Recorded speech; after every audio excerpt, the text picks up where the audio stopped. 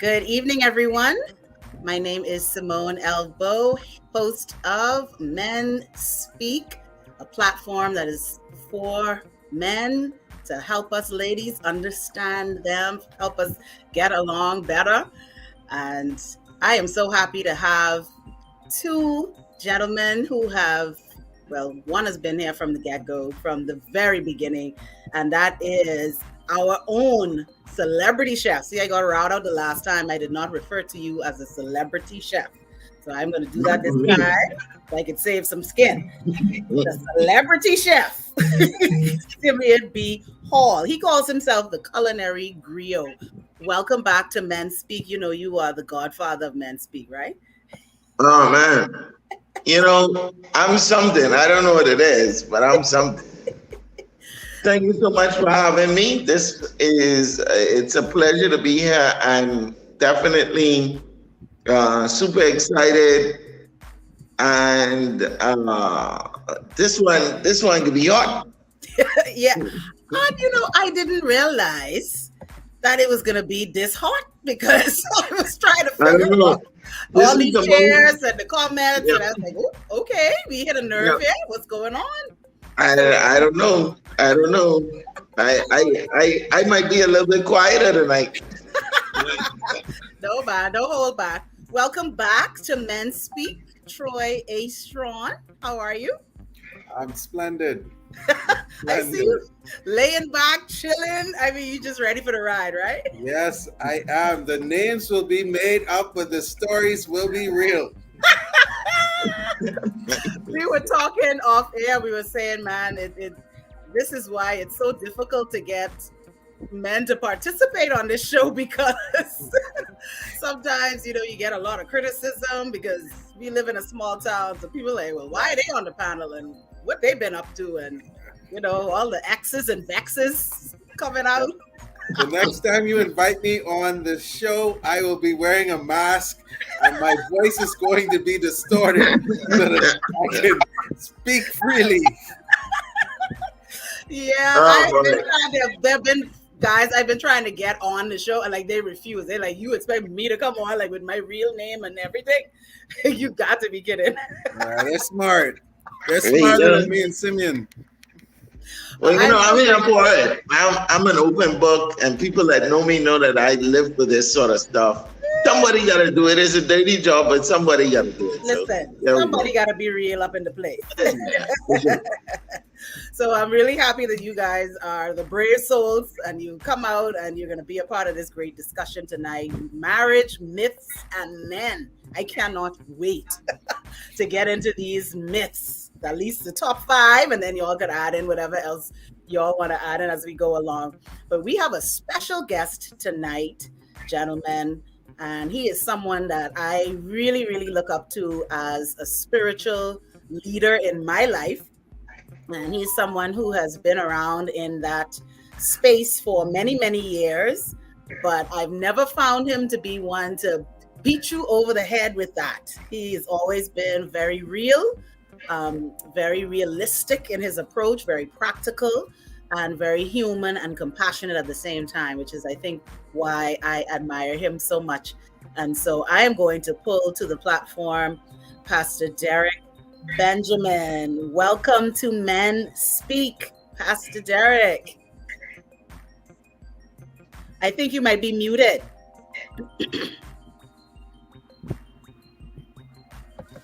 Yes, thank you for having me. Yes.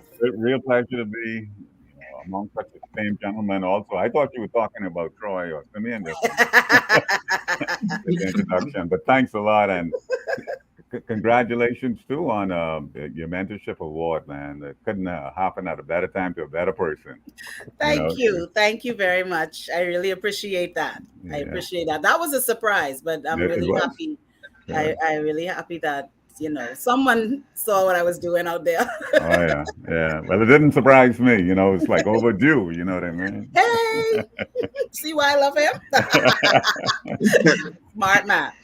So, Pastor Derek, I would like for you to just really give us your thoughts, first of all, before we dive into the myths. But from your perspective, I know that you have counseled countless couples over the years, either preparing them for marriage or helping to get them to get through marriage or helping them to transition out of marriage. I'm sure you've seen all of those scenarios over the course of your time as a full-time pastor. And just give us your thoughts, first of all, on the whole concept of marriage, because people have varying ideas about what marriage is. Is it really a thing? Is this some man-made concept to trap us all? Like, what is your concept of marriage and our approach to marriage? Yeah. Yeah. Thanks. I look at marriage as the closest thing to heaven on this side of the line, and you know, Christ Himself likens the church as a marriage. He calls the church His bride. Um, and that He is like married to the body. We are referred to as the body of Christ. So it's very intimate to begin with. And the thing about marriage is that it was created to take care of man's first problem, which was loneliness. Loneliness in the sense that, God created everything else. He looked at man, He said, well, it ain't good for man to be alone. And He gave him Eve to complete him and to complement him, not to be a competition with him. And there we have this joyous concept that's in all of us. I think it's inherent in all of us because it's a reflection of the Trinity, where we were all created for community, and marriage is the most intimate part of community. And it was God's idea. Thank God it was His idea, not my idea or your idea. And because it was His idea, we know that it could work despite what's happening all around us. I don't know what the divorce rate is in this country, but I suspect it's probably almost near half of the marriages go away into the divorce court or separation. And the other half that remain married, a great many of them are not as happy as they should be. But despite all of that, God created marriage for our own happiness, for our own completeness. And, when a man and a woman gets together and do it God's way and with God's direction, they experience this intimate fellowship one for another. Actually, I always tell couples, get to know each other deeply, even before marriage, and instead of spending, that dating period watching movies and playing games. Guys these days play like a lot of video games. I don't know what's wrong with that. But, have conversations, about your relationships, get deeper with it so you can know each other. Because once you get into marriage, that loneliness factor is always there when you don't meet each other needs physically, emotionally, intellectually, spiritually. You're still alone. So it was God's idea. He created it. We know it's supposed to be for complete joy and happiness, but it's gone away for many different reasons.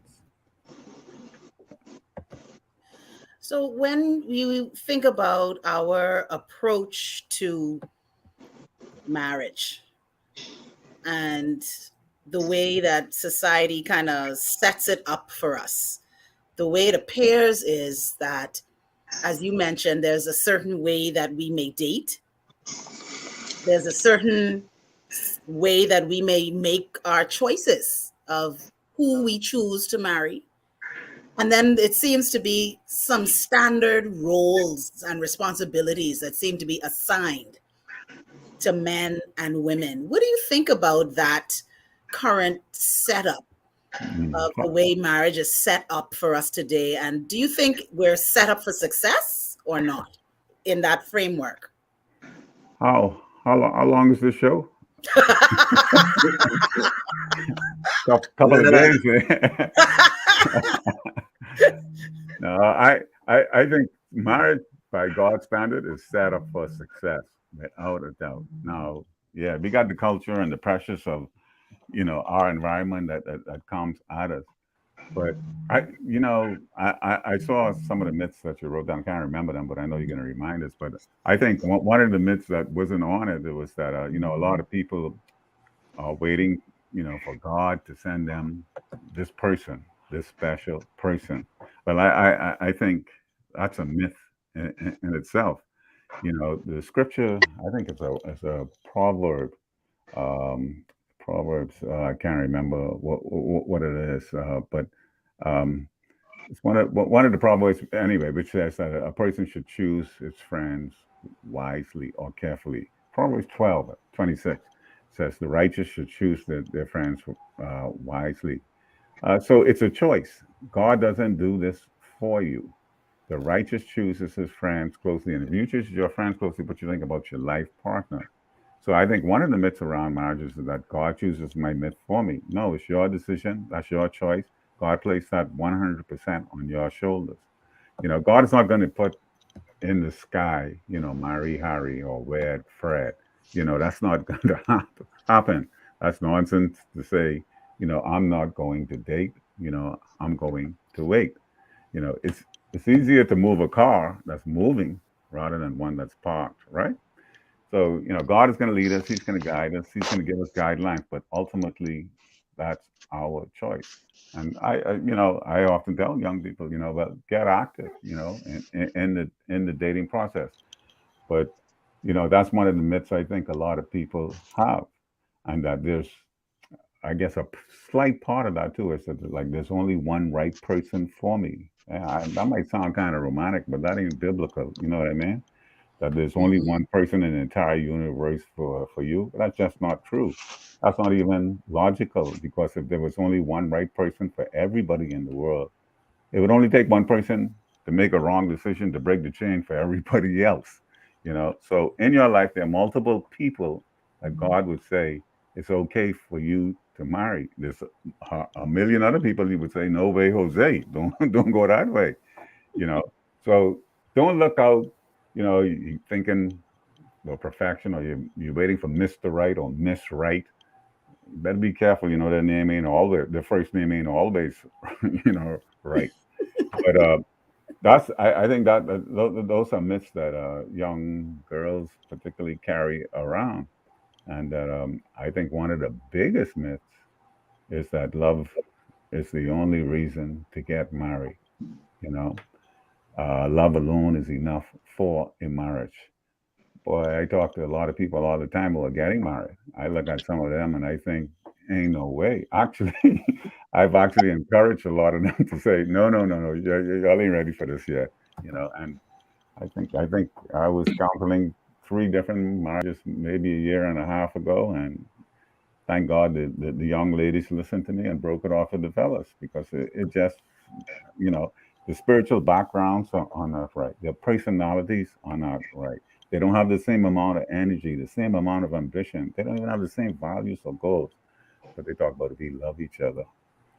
Man, given the right situation, I could get you to fall in love with a baboon. You know, I could put you in no, but seriously, I could put you in certain circumstances that would make you romantically inclined. Just because you love someone doesn't mean you should marry them.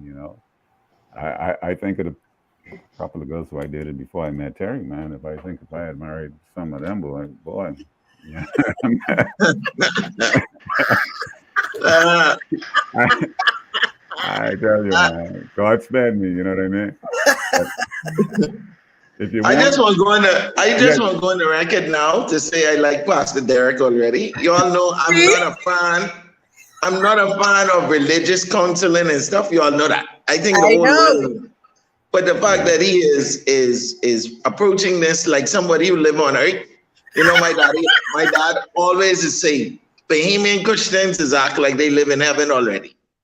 And so it's very unrealistic. But this is a very realistic approach. Good job. Good job, Pastor. thank you, man. Thank And you. this is Good why job. he's here. Yeah, Good job. Good job. So forgive me for some of the things I might say tonight already. Hail Marys 1, 2, 3, and 4. Thank you so much. oh, you go right ahead, man, chef. Okay. I He's still actually, working on me. I, He's still working on me. I miss your dish. I miss your dishes from Abaco, man. Well, Yeah. you ain't gonna miss nothing tonight. I assure you, you ain't gonna miss nothing tonight. Oh, we have one more panelist. I'm gonna let him introduce himself tonight before we get rolling into this conversation. Oterio, how are you? Hey! I am great. I'm great, man. How's everybody doing? Good. You see you chilling in the Awesome. backyard. Yeah. Ontario, I live. where you get this Huh? garden at a grove background from? Good job. We doing the best we can. Oh man, it looks like you're in the rainforest. I feel like it. Just no rain. That should be nice and hot. Yeah, it's warm. Yeah, it's nice though. It's nice. It's nice. Good. But yeah, Good. sorry, I'm a little late, everybody. But No I problem. caught on to No, man. what Pastor Benjamin was saying. Boy, Pastor, I almost say preach, but I wasn't on yet to holler. I almost gone up in the spirit. I promise you. You were saying all the right stuff. Thanks, man. I got the hair now, Simmone. So when I do the fling, it is hit. Oh, you actually get the flip. I got the flip. I see you out there. But I want us to talk about that a little bit from a man's perspective, because this whole thing of waiting for the one, or however we approach dating and all of this, and being, as we would call this, equally yoked. Now that's church language. I think if we were to use that generally, it's finding someone that you are compatible with, someone that you could spend the rest of your life with. And I think one of the things that society has done that's really messed us up is, how do we choose the one? What's the criteria that goes into that? Now I'm going to throw the ball at Troy A. Strong, because I see him. He knew I was coming. You knew I was coming to you, right? Because I see him. You just laying there, smiling away. I know you got some research under your belt. I was just enjoying the knowledge, You sound really far away, though. I can't hear you very well. Let's see. Is it better? Is this better? No. Not really. Very low. Really? You might have to go out and come back in. That just happened to me too. Okay, hold on. Let me just. So, no, that's worse now. I think you're muted. You muted. Yeah. No, can't hear a thing. No. That's just like how some people relationship is Yeah. right now. One person talking, they can't understand the next one. They just hear womp and nothing. That's how it is. You're right, boy. That's a prime example. That's how it happens. It's a sign. I believe in signs. They start out hearing you, then eventually it just becomes. Was that intentional? Intentional. So Troy, we can't hear you at all. So you may have to do what Simeon said. Yeah, come out and come back in. Come out and come back in. Yeah. Yeah. Mm-hmm. So Simeon, I can go to you. Say the question again. How do we choose a life partner? Because it seems like, our sense of what is compatible is based on societal standards of either what you possess, how much do you have, or how you look. It's all maybe physical, for some people it might be status, how they are situated in life. Right. As Pastor Derek was sharing, that you are coming in, you're saying, I'm in love, but then you don't seem to have anything in common. And that type of thing is a recipe for disaster in a marriage, which is intended to be this lifelong commitment. Can you imagine? It would feel like a prison sentence if you are connected to this person for the rest of your life that you don't even like. You have nothing in common. You have nothing you could talk about. You have nothing you could do together and enjoy it. So what goes into that for a man when you're looking for a mate? I personally think that relationships are quote unquote living beings, living structures that change literally daily, because you grow daily. And so there is a constant metamorphosis in life that you have to understand. For example, the answer to your question for me 20 years ago is certainly going to be different for me today. And to be honest, I don't think you can ask or answer a lifelong question when you haven't lived a life. So the best thing you can do is to possibly know and understand who you are personally, have some sort of idea of where you're headed, and try to couple yourself with somebody who complements that. And obviously has some level of completion to a part of what you're seeking to become and be all at the same time. So that's a very complex question. And I don't think anybody can easily answer that.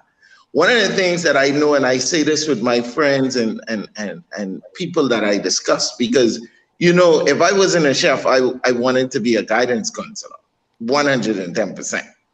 So I believe when you're young, it's that time of relationships have more of a growing element to them because you ain't know much. And so you ain't really looking for the same things as somebody like me now who has more experiences, more life lessons under my belt, etc.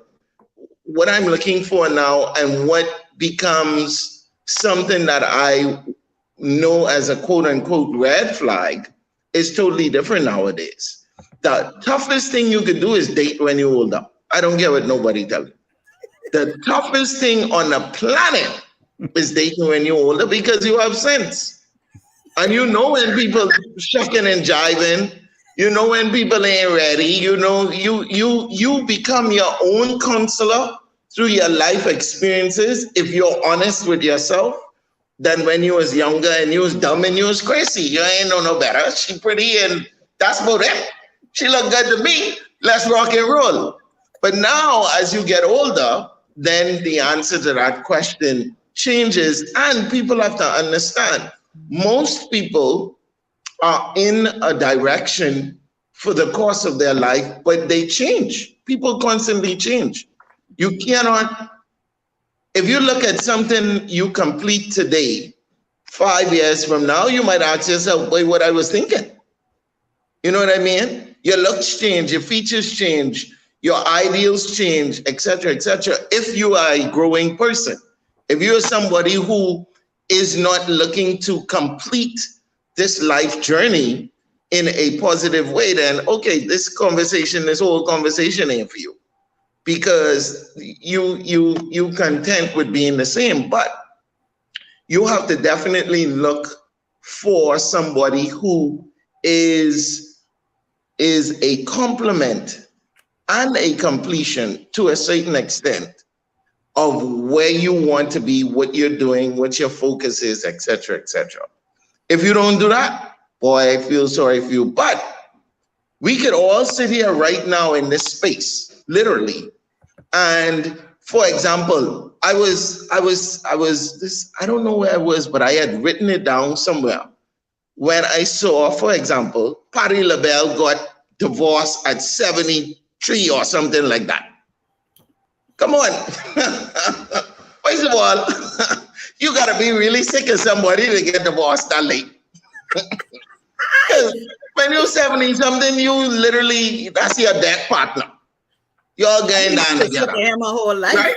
You just get the courage at 70. Exactly. So now you have to understand this journey is continuous. So it has to be that every single day you are injecting into a relationship. Any ship, you have to continuously inject in it. Friendship, partnerships, business ships, intimate relationships, etc. And so that's how I feel. I honestly feel that way. I don't know if that'll work for the globe, but I know it works for Simmone Hall Jr. because that is how I approach it. And I can tell you, every single day, I try to do something that helps me to be in a better place, in a better space, so that the person that I hope to be a year from now will thank and congratulate the person that I am today. And so I guess the journey with a second individual is going to be something that you have to continuously work on. And so you cannot get to a point where you become complacent and comfortable, because we know once you get comfortable, you know what's happening. You know what I mean? And that's where I think a lot of relationships go down the tube as well. When that comfort sets in and you're not really focusing on that relationship and feeding it. So it just becomes an attachment rather than. Yeah, you got to feed these relationships. And I think human beings, that is a big part of our challenge, continuously feeding relationships. What say you, Troy Anthony? We still can't hear you. Right now, you're trying to do something. I believe Troy needed to do that. I think so too. His accent scare him off.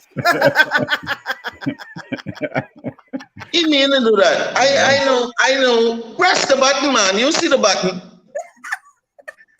You and Dario in and out, ducking and jiving, skipping in and skipping out. No, press the right button. The button right down there. I already trying to send the link out now, and I'm coming out the whole thing just now. Yeah, I know. Y'all believe y'all. That's all right, Troy. We can mark the question for you whenever you come back. You got to answer. Troy, you mime the words. I can say what I think you're trying to say. Go ahead. Troy, just fix the lip like this and talk. The interpreter. I could be the interpreter, Troy. Hey. You are the only one of us among us who's really stuck the thing out, right? How have you been able to, you and your wife, been able to evolve over the years together, as Simmone was talking about? Because as he was talking, it was making me realize, like, is this even possible? Because I can see where people can literally grow apart. And it goes back to that thing of what you were saying, that love is not enough. Like you have to have a commitment to now say, I am going to be with this person and I can evolve with this person, that I will love the person that they're becoming. And that's a tall order, because they may want you to stay the person that they married. Yeah. How do you evolve? Yeah. Even by getting connected, I think that, God clearly outlines, and it's so practical and it's so simple. It's almost unbelievable, but it's there for us to take his wisdom. But I have a list of must have. If there are people out there who looking to get hitched, looking to get married, there's three basic things that I think are must have. I mean, if the people don't meet these qualifications, it's a deal breaker. I don't care how much I love them. I don't care how much money they got. I don't care how cute they are or how they make me laugh. Doesn't matter how sweet we get along together. How much fun we have.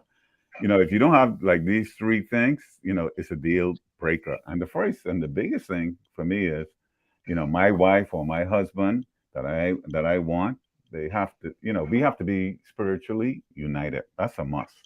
That we need to believe the same thing about God, and we need to have a relationship with God together. If you aren't spiritually unified with your spouse, you are never going to enjoy the depth of physical intimacy, sexual intimacy, emotional intimacy that God desires for your marriage. It just ain't going to happen. I could tell you that up front. You cannot have the ultimate unity that God wants you to have if you're not unified in the number one area of your life. The marriage is the second most important decision you can make in your whole life, period. The first is, what's my relationship with God, right?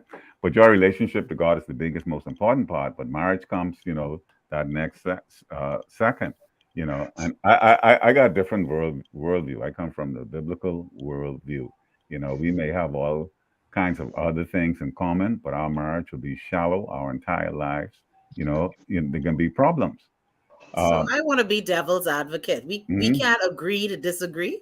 Yeah, man. I might be a follower of Christ, and I am totally in love with someone that believes something completely different or is anti-church. Mm-hmm. So I really want to go to church and I'm into church and the person I want to marry is not into church. We can't just agree to disagree and have a happy marriage. And listen, that's the problem with a lot of ladies. They think they can fix these guys who don't go to church. You know, they think, yeah, and a wedding is not a marriage, but they think you can walk down the aisle, you can stand at the altar, you can do a hymn. You know, that's I'll alter him. You ain't gonna alter him. Ain't no way.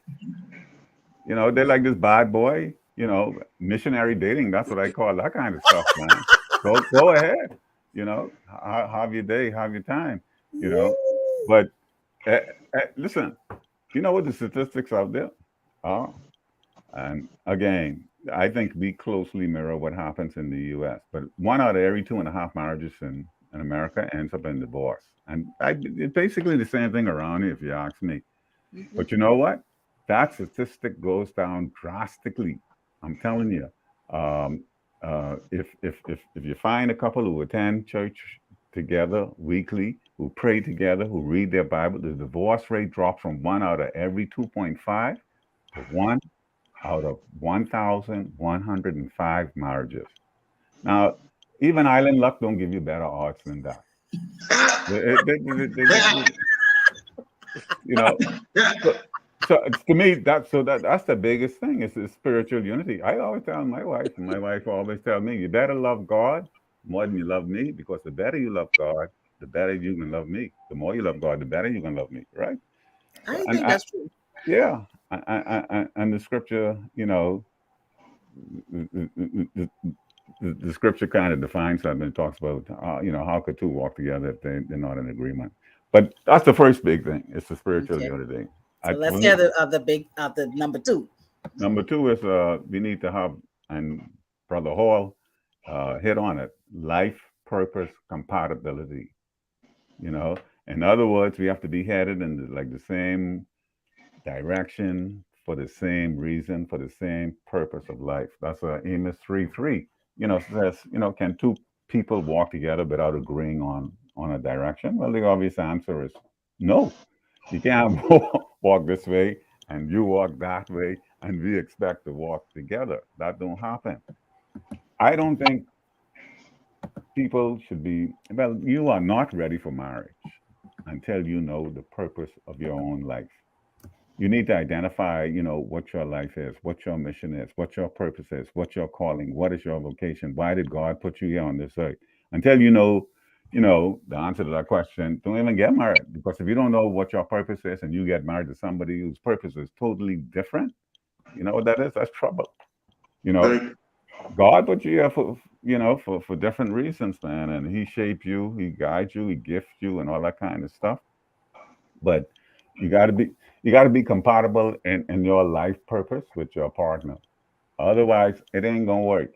Uh, you know, I often ask couples when they sit down to me in one way over here in this direction and the one way over here in the next direction. I say, well, how much pain you want to bear? You know, because that's what you're headed to. You know, and you know, people sit in front of me and, you know, I've got a girlfriend and you're not going to be more effective fulfilling your purpose in marriage, then stay unmarried. If marriage keeps you from your purpose, I think that's one of the most miserable things that could happen in your life. You know what your purpose is, but because Right. you marry this person, you can't even fulfill that purpose. And you know that this is your calling. So Yeah. you need to picture that in your mind, your life purpose, you know, and the purpose of that person you're marrying. You know, do they overlap? You know, could they even become one? You know, are those the possibilities? Yeah. That's the second most important thing to me. Yeah. And I often tell couples a bad marriage is 1,000 times worse than staying single the rest of your life. It's true. Ask the people who in those kind of marriages. All us on this show could testify. Oh well, I don't know your stories, but All of us. And I can tell you, if I am very transparent about it, that was the crux of the decision for me. mm-hmm. Do I stay or do I go? Because I felt like I was suffocating. Like I could not fulfill my purpose in that marriage. I could not. And so the choice wasn't, was there someone else better for me? That wasn't even the choice. It was like, can I be me? Can I live my life the way I believe it was designed to live? Right. And that leads to a whole other level of conversation when we talk about purpose and marriage, because it isn't that the compatibility of purpose mean that we all have to be the same thing. So if I want to be in a relationship with Simmone, I have to love cooking. Right. No, I don't necessarily have to love cooking. Right. I love him and I want to support him. I want to see the best that he could be. That means if he's out at a competition, I'm going to show up. Right. Or if he has to practice making dishes or whatever, I'm going to give him the space to practice. And he may have to put in 10, 20 hours into preparing for something. Then I'm not going to be nagging in his ear and saying, you need to come to bed. You need to come to bed. You need to clean the yard. You need to do. The man is pursuing his purpose. Yeah.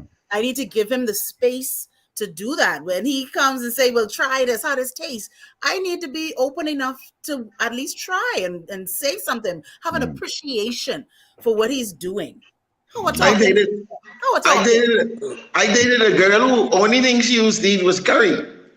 They wake up. Only thing she used to eat is curry. If it wasn't curry, she didn't want it. But anyway. I wish I was lying, but I can tell you, I could call her right now and she'll tell me that's true. So, you know, you that might have been the only thing she could cook. Oh, you back? That's the only thing she used to eat. Look who. Oh, welcome back. Who's talking? Who's talking?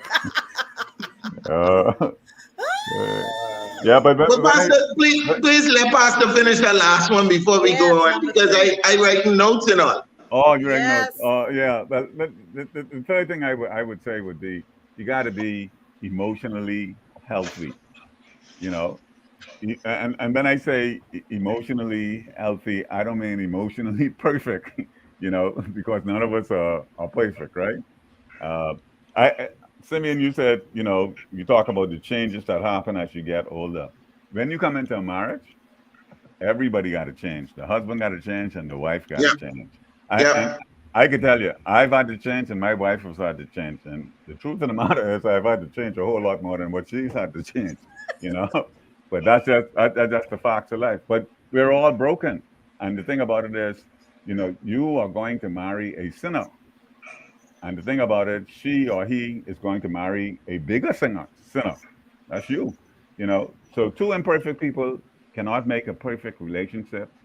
So put that one out of your mind. You're never going to have a perfect relationship. Everybody's broken. But some people are a lot more broken than others. And those are the ones you need to avoid. No matter how good looking they are, no matter how shapely they are, you know, no matter how well they treat you, or you better avoid them like the plague.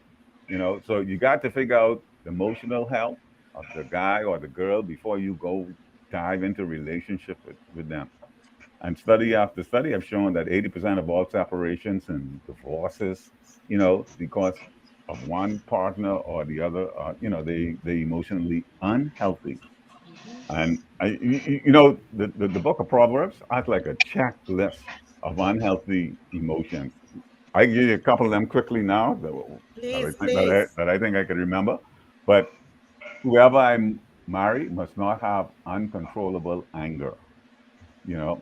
But I like bad boys. That's what some gals come to say. There's a word for you, you know, it's called fool. You know, Proverbs 22:24 says, do not make friends. And I think that would mean don't go out on a date with this kind of person either. But do not make friends with a hot-tempered man. Do not associate with one who is easily angered. And you know why it says that? Because what does uncontrolled anger reveals? That reveals deep insecurity. That reveals low self-esteem. If I don't like me, trust me, I ain't gonna like anybody else. So if you got a guy who's filled with anger or a woman who's filled with anger, anytime you bump them, that's gonna come out. So the best time to end wife abuse and domestic violence is you don't marry them. You don't even start. If you see somebody who has uncontrolled anger, that's when you run. You know what I mean? Pastor Benjamin, I can tell you, as a matter of fact, that was the first down one for me. I had to run. I had to, what they say, I had to flee. I had to flee from one of them instances. I was this close to a second time, and everything done, and that was present, and maybe you was whispering in my ear before I knew you. Yeah, I don't. I heard it and I broke off running. Yeah. Yeah, it's important, and I think especially for men and our society, men are not given the space to even report this type of stuff or to bring it up and share it. You know, when you have men being abused, men who are verbally abused, and this is how the anger comes out, you know, where you have people verbally abusing you, emotionally abusing you, mentally abusing you, and physically abusing you. Because I believe that some women take advantage of the societal standard that men should not hit women. Mm-hmm. And I think some people take advantage of that, of trying to, you know, be overly aggressive, to even be provoking, to push a man to the edge of his anger, you know, and to have the self-control to hold back on stuff like that. So I agree, you know, we have to look at things for what they are. It's information. And people always think, you know, the wedding is going to just miraculously change everything. People, and it ain't so. Mm-hmm. And that's a myth. That's a myth in itself. That is a myth. A marriage is not a wedding. A wedding is a one-time thing. A marriage is a lifelong journey, right? I would say, in addition to that too, as well, Simmone, a lot of times, like Pastor Benjamin touched on it, but a lot of people don't love themselves, and it's hard for you to love someone who don't love themselves first. I mean, naturally, I know a lot of people can say we are all our own first loves. You look in the mirror and you say, "Boy, this is it. I look good. Then you could, once you love you, you could fall in love with anybody else because you know how to appreciate yourself first. And if they don't meet that standard of appreciation for you, then you kind of know that the precedence has been set, and you could move from there. But in my case, I ended up, you know, in a relationship with someone who did not love themselves at all. And it was a constant fight for me to tell. I almost spent, I would say I spent about 70% of the relationship being the validation for them emotionally. Like, you're worth it. No, I'm not. Yeah, you're worth it. You look good. No, I don't. But this was every day. And if I didn't do it, it became problematic. Like, oh, you didn't say this today. But it was like, I shouldn't have to say what you should know about you. You know what I mean? But it was kind of that. So I completely understand where you're coming from. I think it's very important, especially in our society where I don't think a lot of people appreciate themselves. We go through the process of masking and hiding and covering and not really appreciating self. We appreciate the image of self, not true self. And a lot of times we allow people to fall in love with the image of self and not true self. And when people see the true you sometimes, they fall out of love. And when you see the true you sometimes, you fall out of love with yourself. So I think that's a definite part of what people need to take a bigger grasp on nowadays as well. Go on then, Ontario, all right?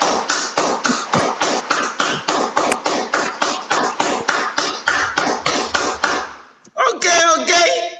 All right, Troy, your time now. You know, what I'm doing is I'm exercising one of the principles of any person looking to get married, any husband looking to get married, and that is to be quick to listen and slow to speak.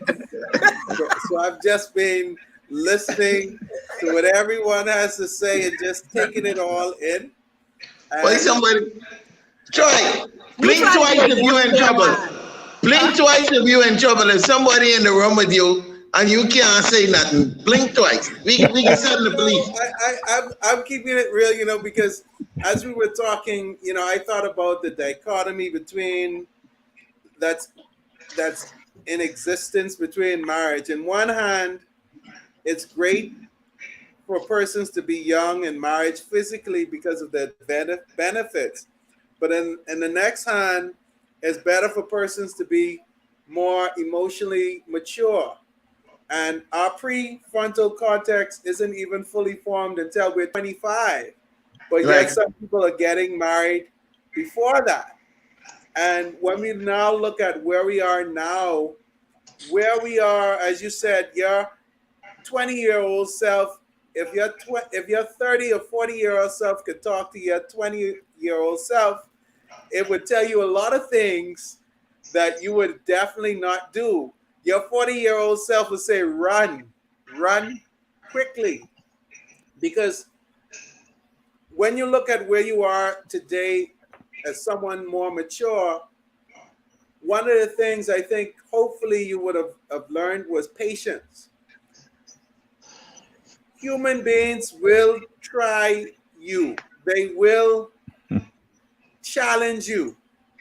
And you have to be to a point where you have to acknowledge, first of all, your own weaknesses. One of the things I didn't do when I was younger was I was all about myself. I was self-absorbed. I couldn't really see the other person's point of view. The only point of view that was important was my own. But as I did some more self-reflection, I realized that this thing that persons used to say, you're so arrogant, you're so arrogant. I'm like, I'm not arrogant, I'm just confident. You're mistaking my confidence for arrogance. And so it isn't me that is arrogant. You need to think better of yourself. But I realized when they played back certain scenarios in the past, and they said, you said X, Y, Z. I said that.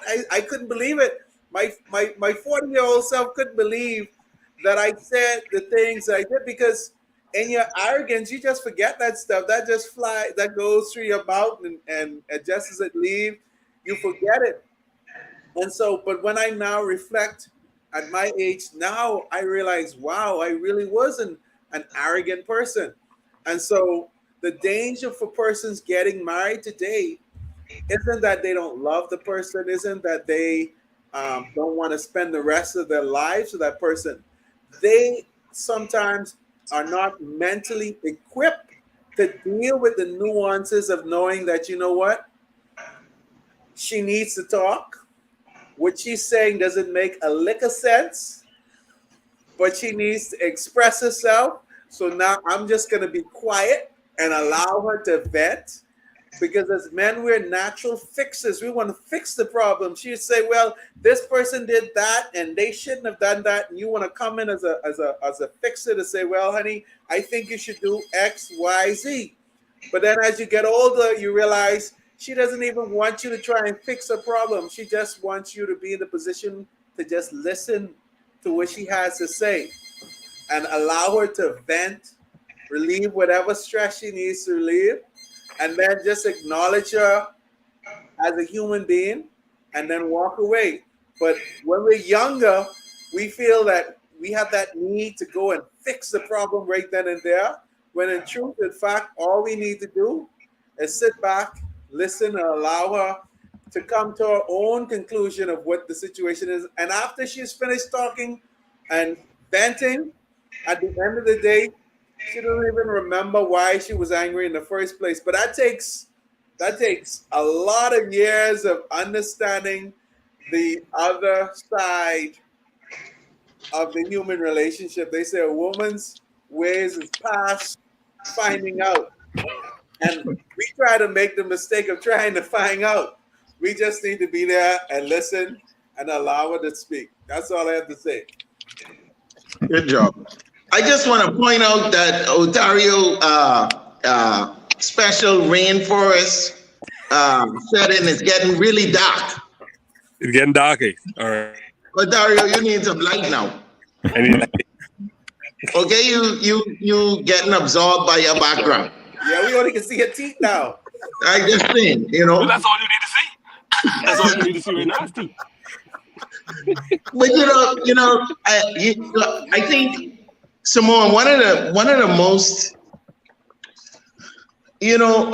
first of all, everybody has touched on it, and I think there's a flip side to it as well. Whereas I think men also need to get into a space of ownership, of knowing when we are wrong and not defending wrong. and not defending and kind of building another level on mistakes. Because like my friend who passed away used to say all the time, who dealt with mental health issues, he honestly believed that the whole Bahamas needed counseling, every single person. And I think, we all have to get to a point where we understand how development happens and growth and everything else. And then we also need to be honest with ourselves. A lot of people aren't honest with themselves. And so we bring issues, we bring problems, and there's so many triggers because we haven't dealt with certain things that we need to deal with in our own spaces. And when you bring that to a relationship, it's definitely a ticking time bomb, and we simply do not address those things. And that is something that happens so much. I've spoken to so many people. I know somebody, again, who I believe is absolutely gorgeous, but she always complaining about not being gorgeous and this and that. And you really get to a point where the energy to encourage somebody about who they are gets exhausting. Yeah. And then also too, we live in a society, one of the few societies that I know of, where from kids, people tell you stop showing off.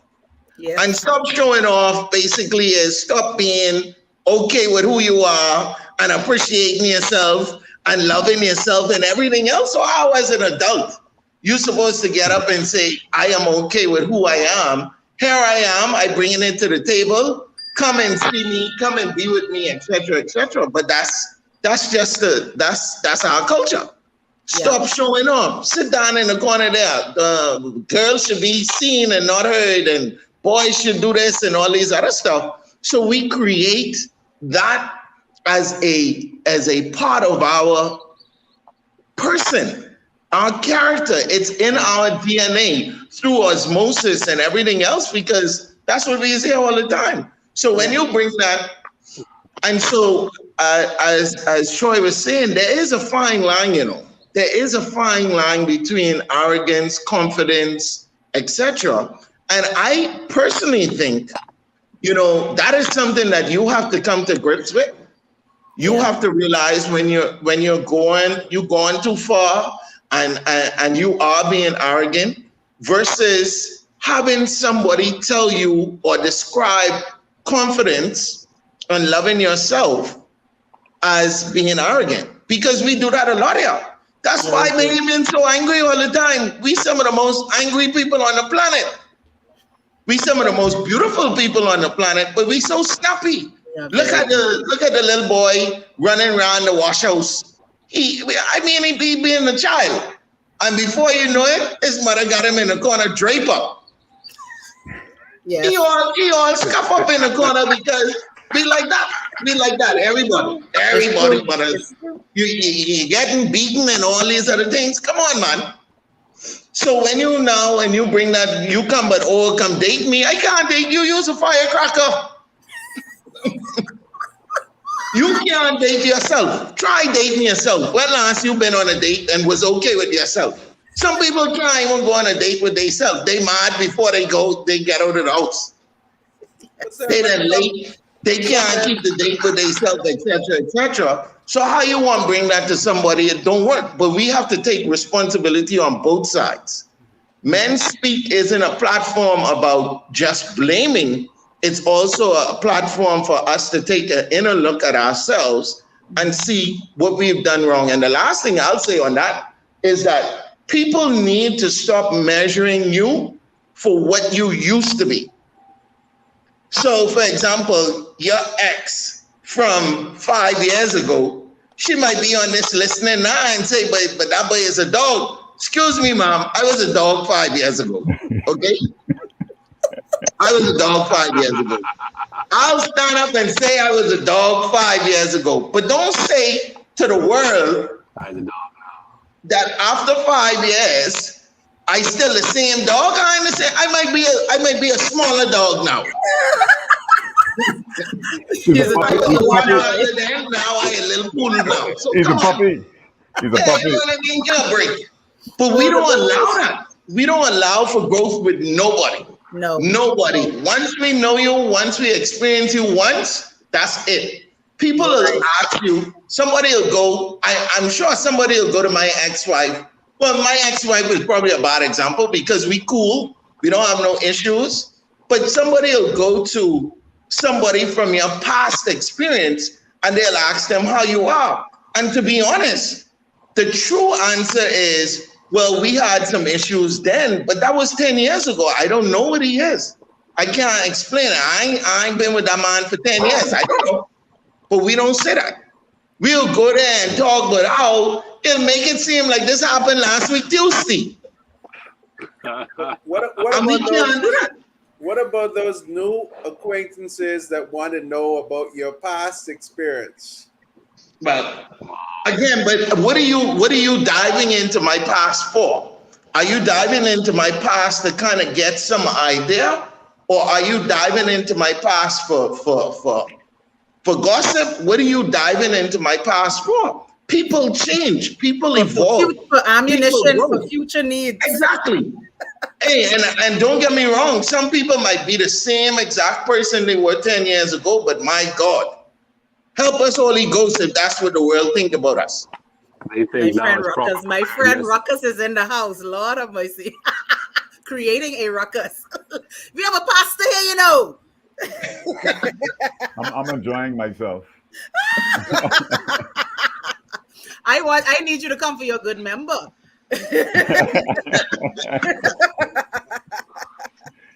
Oh gosh. See now, here's one of my sisters here, all the way from St. Kitts and Nevis. Hi, Telly, I see you. She says, Simeon, you being defensive. Say, just be transparent. How see that? You see what I mean? Defensive about what?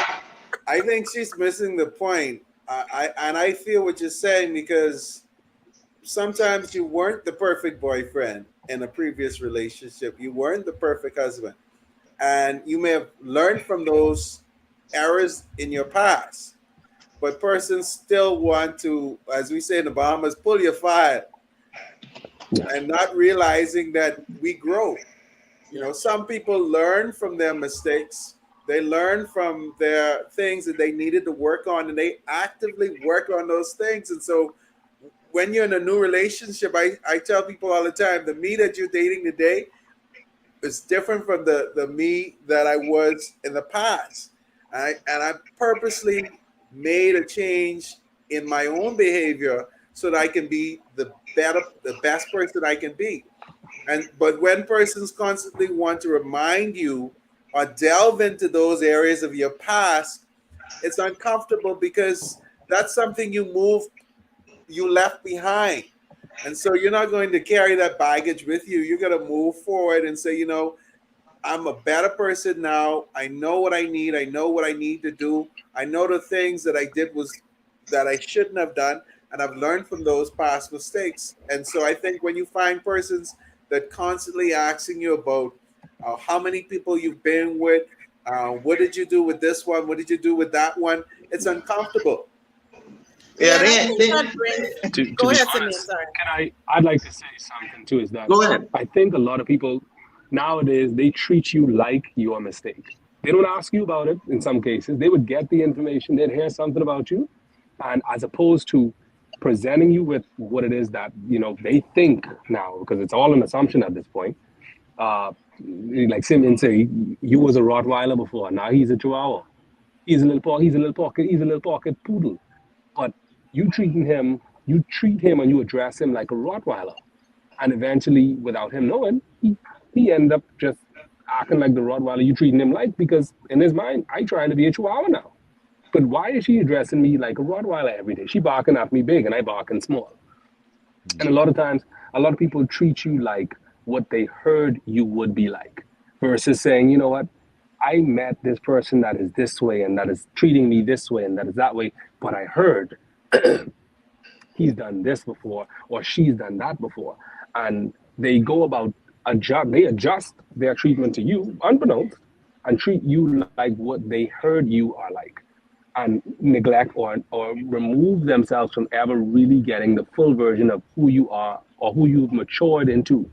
And a lot of times and I've seen this in my personal life as well, whereas persons say, and I heard per person say, you you basically build this person to be a better person for the next person. And that's not the case. They were the better person for you, but you were too busy not to notice it.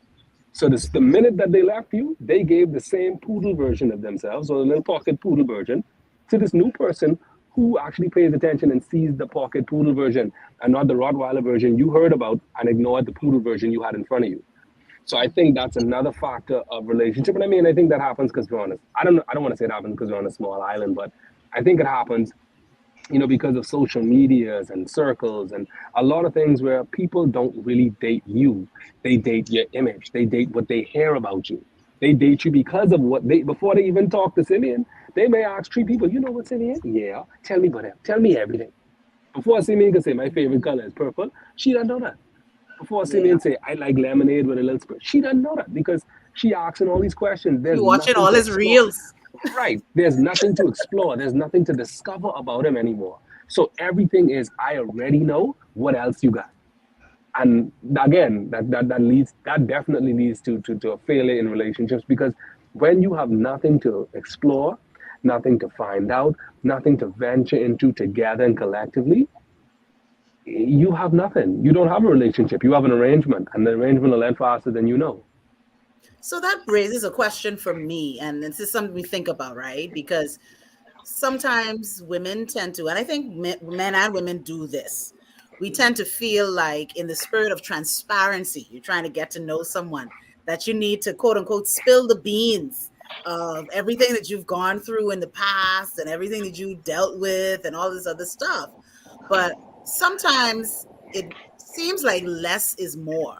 And I've seen where some people like, I don't really want to know about your past. I know you. I experience in you now. Everything that I need to know, I'm knowing now. And so that raises a question, because sometimes we're like, well, if I know a bit about your past, that may help me to determine if the person that I am talking to now, is this the image of you, as Oterio said, or are you fake? Are you real? Like, if people are like, they're digging in because they want to know, have this information. How much of you now in this moment can I trust is actually you? Uh, c- Could I Yes, could Pastor I Derek, please. could I jump in? But Yes. I just like to put it in context, because I think we're spreading out on some little fragments that are true, but I think the basic context of our past is really and truly helpful. Remember now, love is based on trust, and trust is based on the truth. If you don't tell the truth, I really can't trust you. And if I can't trust you, I don't know how I'm gonna love you. I mean, that's part of the basics right there. But I do sessions that are completely about your past life. If someone want to get married and they've been dating and they're in love and they want to get to know each other person, the reason why that is so important because our past do form us. Make no mistake about it. Uh, our past don't have to be a stumbling block in those negative areas. Hopefully, they'll be stepping stones because we've learned from the mistakes. And it's one thing to make a mistake when I'm single, you know, I could get over that. But when I'm married and making some kind of mistakes, they could be very detrimental to our family and stuff like that. And the important thing is, I call it like a personality adjustment. This helps the other person once they know about me and this is where we do the dance because to love you got to be vulnerable, you got to be open, really realizing that this person who I'm opening myself to, they could really take that and damage that and hurt me, or it makes them faithful, you know and that's the kind of relationship I want to live in, you know and so my past is important, so I could understand this about this person who I say I love. Oh, so when they act this way, now I understand why they act this way. That's because they were always, I don't know, down in their, put down in their childhood, or you know, they were not showing emotion in their childhood, or whatever the situation may be. That's why the past is important, Yeah, and knowing one another. Now, if I'm dating someone long enough, yeah, I got a feel for them, and if I'm serious about marriage and going in with them, I want to know everything about them. I mean, yeah, go just for it. not yeah, not to interrupt, but I think the issue for me isn't that as I get to know the person, I'm going to reveal more about who I am and who I was. I think the issue is persons try to get a lot of information too quickly before they can really get to know you, and you start to then delve into those private, vulnerable things about yourself that you don't necessarily want to reveal to ever and anyone until Yeah, that's you I sure that you can I trust. I agree, Troy. That's not a first conversation. Neither is it a Right, second conversation. Because we getting to know the person. But once now you're talking about getting married. Hopefully, right. there's been Correct, numbers of correct, conversation. No, hopefully, correct. I've come But to now, know. but now, but now, gents, because I think I disagree with y'all. But my question is the motive behind getting to know somebody's past. That's what I'm talking about.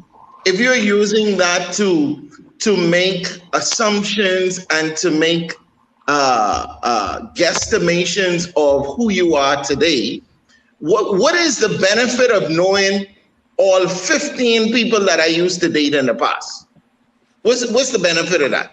What is that going to do to our relationship? And see, one of the things that I have an amazing issue is most people, when in any conversation, would say nobody's perfect, but everybody looks for perfection.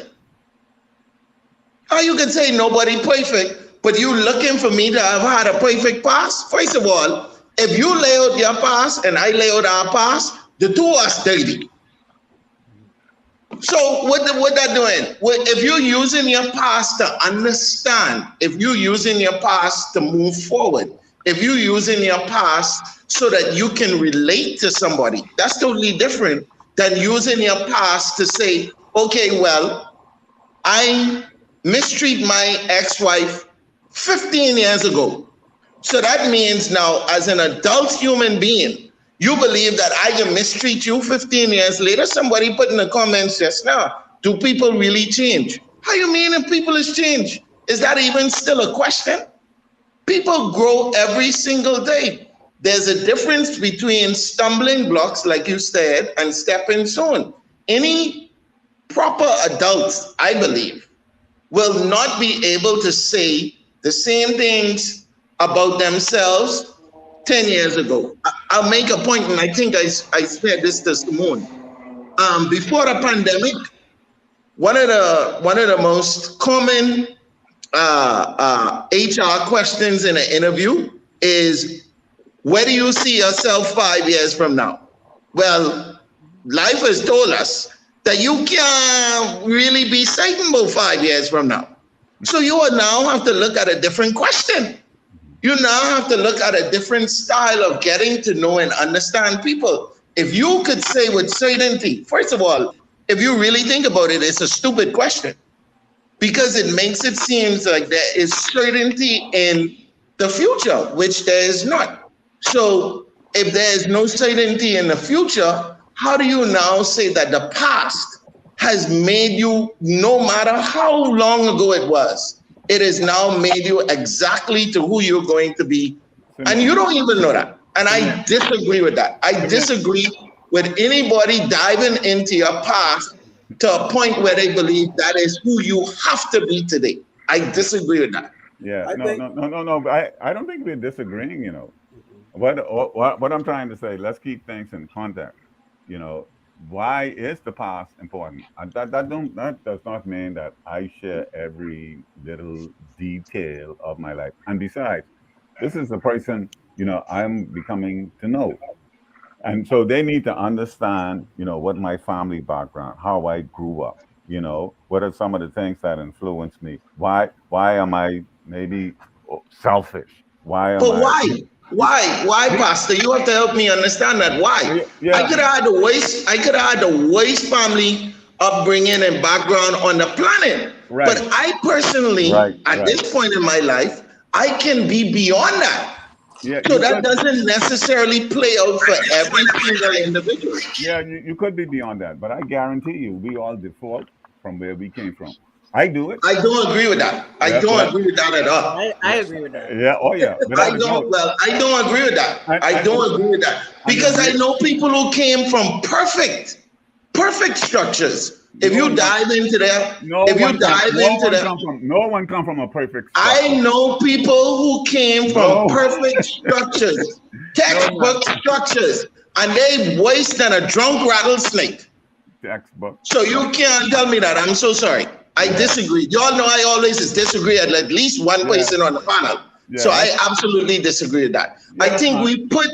we put too much emphasis on our past and until it literally creates what we believe will be our future. You And can't let your yesterday have that's so why much impact on your tomorrow. I'm so sorry. that's Yeah. why a lot of marriages end up in divorce. Oh, now I'm surprised. Oh, I didn't know that. You But know, Well, but that's understanding the part, understanding un, the part, yeah, un, understanding in the past, so that I could know how to maybe compromise on some things. I may know how to accept some things. I may know how we could work to change some things. That's why it's so important. It's not the ridicule. If that person is ridiculing or criticizing or And using they that as ain't the one. ammunition, that ain't the one for you, buddy. when You when exactly. know, when you you know understand the that's what I'm saying to you. right, That ain't the right. one for you. But now, if you got this life partner, this person who say, I can be with you. We can be committed. We want the best marriage. Listen, a bad marriage don't get better on its own, and a good marriage don't automatically happen. You gotta Yeah, but work. You gotta work at I this with agree it. with that, but I Yeah, just yeah. don't agree. I don't agree with the weight of the past. And mind you, I have no past what I scared to share with nobody. But it's just that I don't believe that you can take what has it. I don't think most people, because now, Pastor, don't forget now, you're a trained professional. You're somebody who is going to look at it from a trained perspective. The average person is not looking at it like how you are. Most people are using your past to condemn your present. But Simeon, you're still not. You need to look at it in a 360 point of view. You're looking at it from the point of the person trying to take past information to use against you or throw at you or maybe even judge you. But past information can also be helpful for you understanding them, understanding why certain things trigger them. So once I understand this person was in a relationship, it didn't work out, and these were some of the reasons. And now when I do something, you get so upset, and I'm like, hey, I know why you're getting upset, but I'm not that guy. I'm not the guy you used to date with. So don't think that I'm going to do exactly what that person did. So that past information is helpful for you, But I not to don't have no make problem with this that. I don't have no problem with that. But what I have a problem is if you're bringing your healthy self to the relationship, if you're bringing a person who has, by the definition that we gave earlier, somebody who is ready for a relationship because you're ready. Yourself, you are ready, right? Why we gotta now go back and research all the bad things that we used to do? I didn't ready. I didn't pass that. I already developed that. I already fixed that. So why are we still now looking back at all those things? Of course, you're going to have triggers and things that you're not fully complete with, etc. But if you are the person that we all agreed you should be to come to a relationship in the first place, why all them things we gotta go look at? So everyone you're doesn't saying come two into a things. relationship healthy. No, Huh? and people trying to No, get to know you. They don't know you. So they're trying to Yeah. get the total you. everyone. So what don't you know? get You the want know? relationship healthy. You want know the parts without them fixing all? How am I gonna know if you're healthy or not if I don't get Because to of my know? actions, because of how I am. Pastor, you work with people. You work with people. It is also you got to be very careful with taking people back into places where they weren't comfortable or they may have healed before. Now you're going back into that. Come on now, y'all. Come on. Be careful. If you healed, like you said, if you're healed, like You you could said, go back. then you can't go back. But what is the purpose? What is the purpose? If I'm healed, if I'm strong, if I'm moving forward, I'm no longer angry. I'm no longer the person I was in the past. Tell me what is the purpose? Somebody help me because you're all saying two different things. No. We're not Oh saying two no. different things. No, We're saying Pastor, let me. the best way to understand a person. I want to know about a person. I want to know how they grew up. I want to know what influences they had on their life. I want to know, why they behave the way they do behave. That for me to get insight in how a person is, I could better love them in those areas. I think the things that we keep secret, the things that we keep hidden, we could never be loved in those areas because no one knows about it. That's what we keep to ourselves. So you can't be helped, you can't be loved in those areas if you need help and love in those areas because But I, I, I, I agree. Well, let me say this, right? I agree and I disagree with on both ends, right, Pastor? I heard what you said, and I could take it where Simeon was trying to take it in a second, right? Mhm. It's much like your relationship with God. God don't remind you of your sin in your past. He just loves you for where you are, right? Okay. When you meet a person and you love where they are, you love who they are, they providing the best options and the best love for you in this moment. For you to say, so tell me something. I know you loving me right and everything, right? But tell me the worst parts of you. Let me find out the. All I seen is rainbows and butterflies. Can you take me to the toxic sludge that was you before, so I could know what it is? Why we want to have that? We got a beautiful we in utopia right now. We in the Garden of Eden. Why you want to see The in the back of rainforest. The rainforest. you not even the rainforest pretty too. Why you want to see you want to see in the exactly. bush? What's the point? Now the reason I agree with Simeon on this is because, like I said, in a relation, and I can say there's a little caveat to it, and I agree. I'll agree with you on this part, Pastor. When you date a person, you want to know the things that trigger them, but I don't need to know I don't need to get into the nitty gritty of your past to understand your present. Only thing I need to do is say, you know what? There's something that happened. Let's say today, my woman snaps. She have a little moment. Baby, what's wrong? And if she feel comfortable to say, when I was dating this person and this happened. That's the time for me to know about it. I don't need I don't need a report, a past report to go through. You know what? I see you look at me funny. I remember you said you was in a relationship 6 years ago where you look at a nigga funny and then you slap him. You can slap me.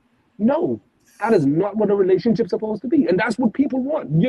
They want your whole facts in a package for you to say from beginning to end. Let's say Absolutely on the not. phone. Tell me about I'll tell you relationship go number and 3. Simeon. I'll tell you go and Simeon. If y'all, Ontario.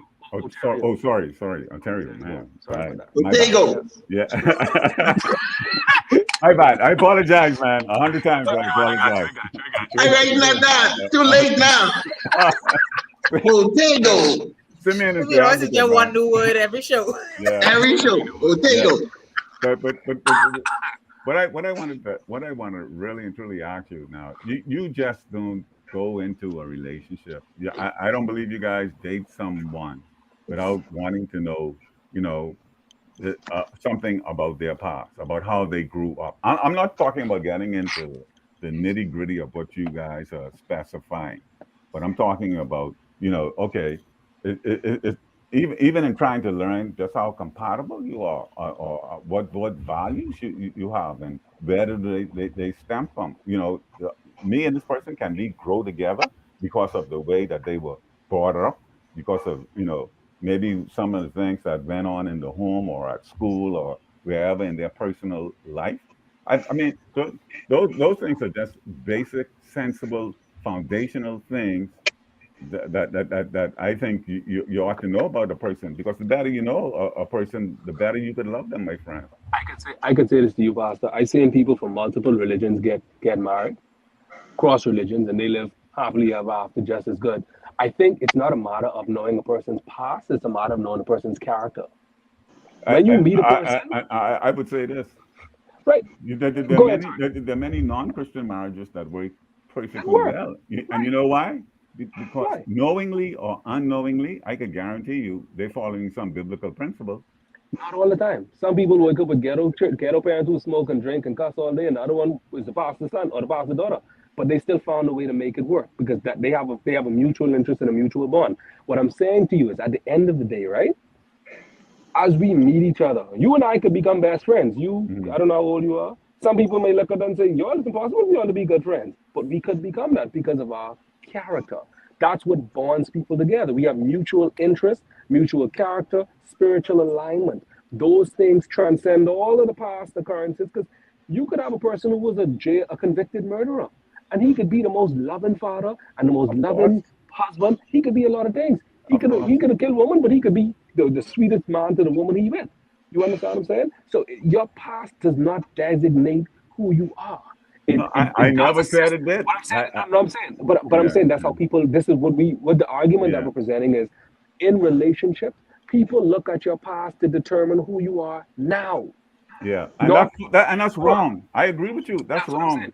So And your that's character, the character of a man and the character of a woman, is what you are defined by. Because at the end of the day, when it's dark or when it's bright, your character is what sticks with you. If you was a dishonest person when the sun up, you was a dishonest person when the sun down. If yeah, you was a cheater when the sun up, you was a cheater when the sun down. yeah. Nothing's gonna change that. But the The- reality of it is, your character speaks to all those things. And if a yeah, person gets to but know you, they our get to past know. has an influence on our On our character. character as well. Our No, It's past no, no. true. do. You can't dismiss that. Hold I on, don't. hold on, Uh, hold y- on. Your character has an influence on your life. Your past what has an develops influence on. what develops your character? I guess what you're Everything saying. about Time, you. time. Well, What everything is develops? in time. What I'm saying, Right. I'm agreeing with you. Okay. Everything is in time, right? But what I'm Hmm. saying to you is, your character has an influence on your past. Your character has an influence on your present, and your character has an influence on your future. The past has no influence on nothing. The past has an influence on other people's impressions of you.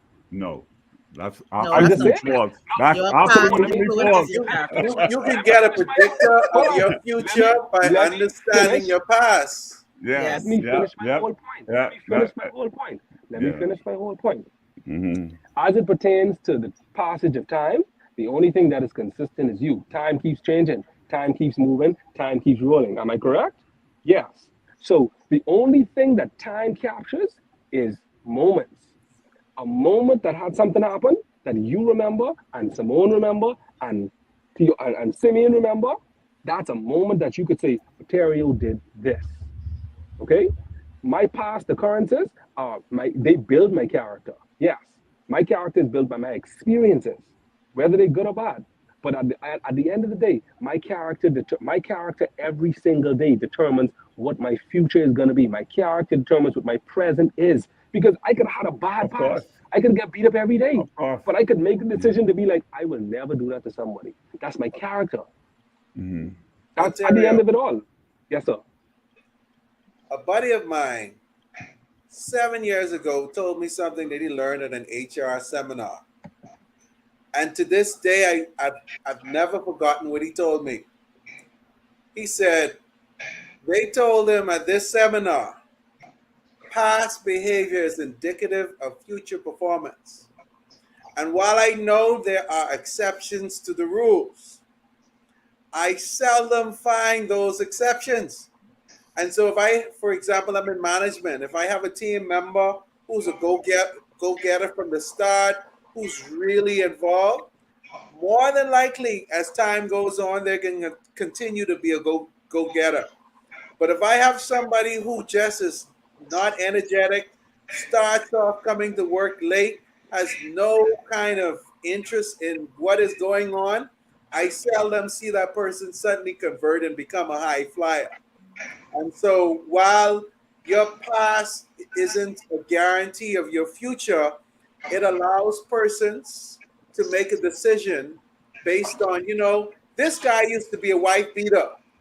The likelihood of him not being a wife beater now is very difficult if he did not sort out the professional help that he needed to find out why he was a wife beater, why he did certain things. But if he said, I just suddenly stopped beating my wife when I married someone else, then I'm gonna find it difficult to believe that he's gonna stop being his wife if he never sought treatment and assistance for finding out why he started to beat his wife, his past wife in the first place. And so understanding someone's past helps you, first of all, to know whether or not this person learned from certain mistakes that they made. And if those mistakes were grave mistakes, did they get the essential help that they need? Or they just figured Jesus just healed them one day and they've completely delivered. And by the way, so the pastor come back next time. I want to change the subject. Okay. But I just want to make sure that you all put a pin in here for me to go on record as saying I absolutely disagree. And even the example you gave just now, I absolutely disagree. 110%. I'm in management as well, and I've seen some of the worst people on the planet become the best people on the planet. I've seen some of the staff who they come in there and they know probation. They understand probation. Is that the norm? No, I disagree. I absolutely disagree. Ask how many people I've seen relationships where in the beginning the person was fantastic. That's the past. Now they married to them and they're in the marriage. Now all of a sudden it gone. Ain't nothing happening. They become lazy, everything else. So again, I have to just say, respectfully, gentlemen, and I know this is a gentleman panel, and I want the world to understand, even men disagree. I just want y'all to know I absolutely disagree. One of my best, I'll tell you this, to rebut what you just said, and I could call her on the phone right now. One of the best workers I ever had in my life, ever to this day, and me and her used to work together 10 years ago. I fired her 3 times in the first 7 days. 3 times. I fire her, like, go home. You can't be, are you a human being? Me and her clashed. And literally, she turned around, I turned around, she turned around, and she is one of my favorite employees to this day. If you take what you say, and guess what? I don't think I think that happens more than one question. Is that the exception or is that the norm? The norm. I find it to be the norm, especially in the Bahamas. So please, don't try to tell me otherwise. Before you discontinue, let's talk about something else, please, because we don't all say we disagree. Let's talk about something else, please. Because I don't believe you all. I am flabbergasted to know that men are here talking about what you do in the past to shape you and this and that and all. My God, if God could forgive you, if God could say, leave that in the sea of forgetfulness, it over. Now you want me, you want dig up what God then forgive me for? Go from around here. I don't want to talk with it no more. I log it off if y'all talk with it anymore. I log it off. Because if God could forget it, I don't see why man gotta keep bringing it up. He dramatize. You miss a whole You can call it whatever you want. You can call it whatever you want. But if God could forgive me and allow me to have a clean slate, I don't see how you all gotta go digging down in the dirt. The things, the skeleton, then rotten, and all the skin and bone, then dry up, and you want to bring it up and say, "Come, let me see what you all about." Come from around here. All right, we're gonna pass to Derek up the last say on this one. Going on to our myths. No. I'm only talking about the past in terms of the importance of being aware of how somebody responds, or how somebody acts. Not to say dive into personal aspects of your past, but to get a better understanding of how, you know, this is how a person grew up. So when they act this way, oh, I could appreciate that, or I could adjust to that, or I could compromise on some things, or we could resolve some things that may be difficult for our marriage in the future. I'm looking at the past from that aspect, not to get into dive into all these little idiosyncrasies that you guys get caught up in. Yeah, and besides, when we getting deep into a relationship, you know, we know we could trust this person now. I mean, y'all can know that from early on. Is hey, I don't want to date this girl, you know, another time because of the way they are, you know, Mhm. and the way they are is some influence from the past too, right? We get all of that. Mhm. You know, Mhm. if if let's say let's say someone never saw, you know, emotions or tenderness, Affection and yeah. affection, you know, in a relationship. They didn't have a mom and a dad. That may be a little harder for them to give that to their mate. So I love this person. I could help bring them along in those areas. That's what I'm talking about. Understanding the person, you know, not dwelling in to, you know, how many Well, girls as soon I as lay. you say pass, people will start dwelling. Yeah, yeah, I understand. Soon as you open that, soon as you They open don't, that up, you're but in trouble. yeah, but Pastor, see, they don't that's dig that, this deep, you know. They dig 16 feet. They don't dig six. yeah. They dig 16 feet. Yeah. All I right, Sure. think I I think saw, I think I it's saw. important Yeah. to go back to the point that Pastor Derek made in his marriage must-haves, right? And that point number 3 about being emotionally healthy. I think that's where this Exactly. all started, Oh yeah, Exactly. about being emotionally healthy. And I think it's important to realize that the level of compassion and grace that we have with each other in a relationship, because sometimes people aren't even aware of the connection between their past and present. Sometimes people just think this is how I am, and they've not been doing any digging of their own. So And they so ain't now you emotionally have to healthy. decide, right? So now you have to decide, am I going to be the therapist in this relationship? Exactly. You know, how deep am I going? I'm prepared to go in the dirt with this person, right? Last And week that was Tuesday. a mistake that I know I used to make. And I think as a helper, a person that serves, right, as a profession, sometimes we get that mixed up, and we now make our mate our mission field, and we have to make sure that we really get that that's our assignment, because it's really not our assignment.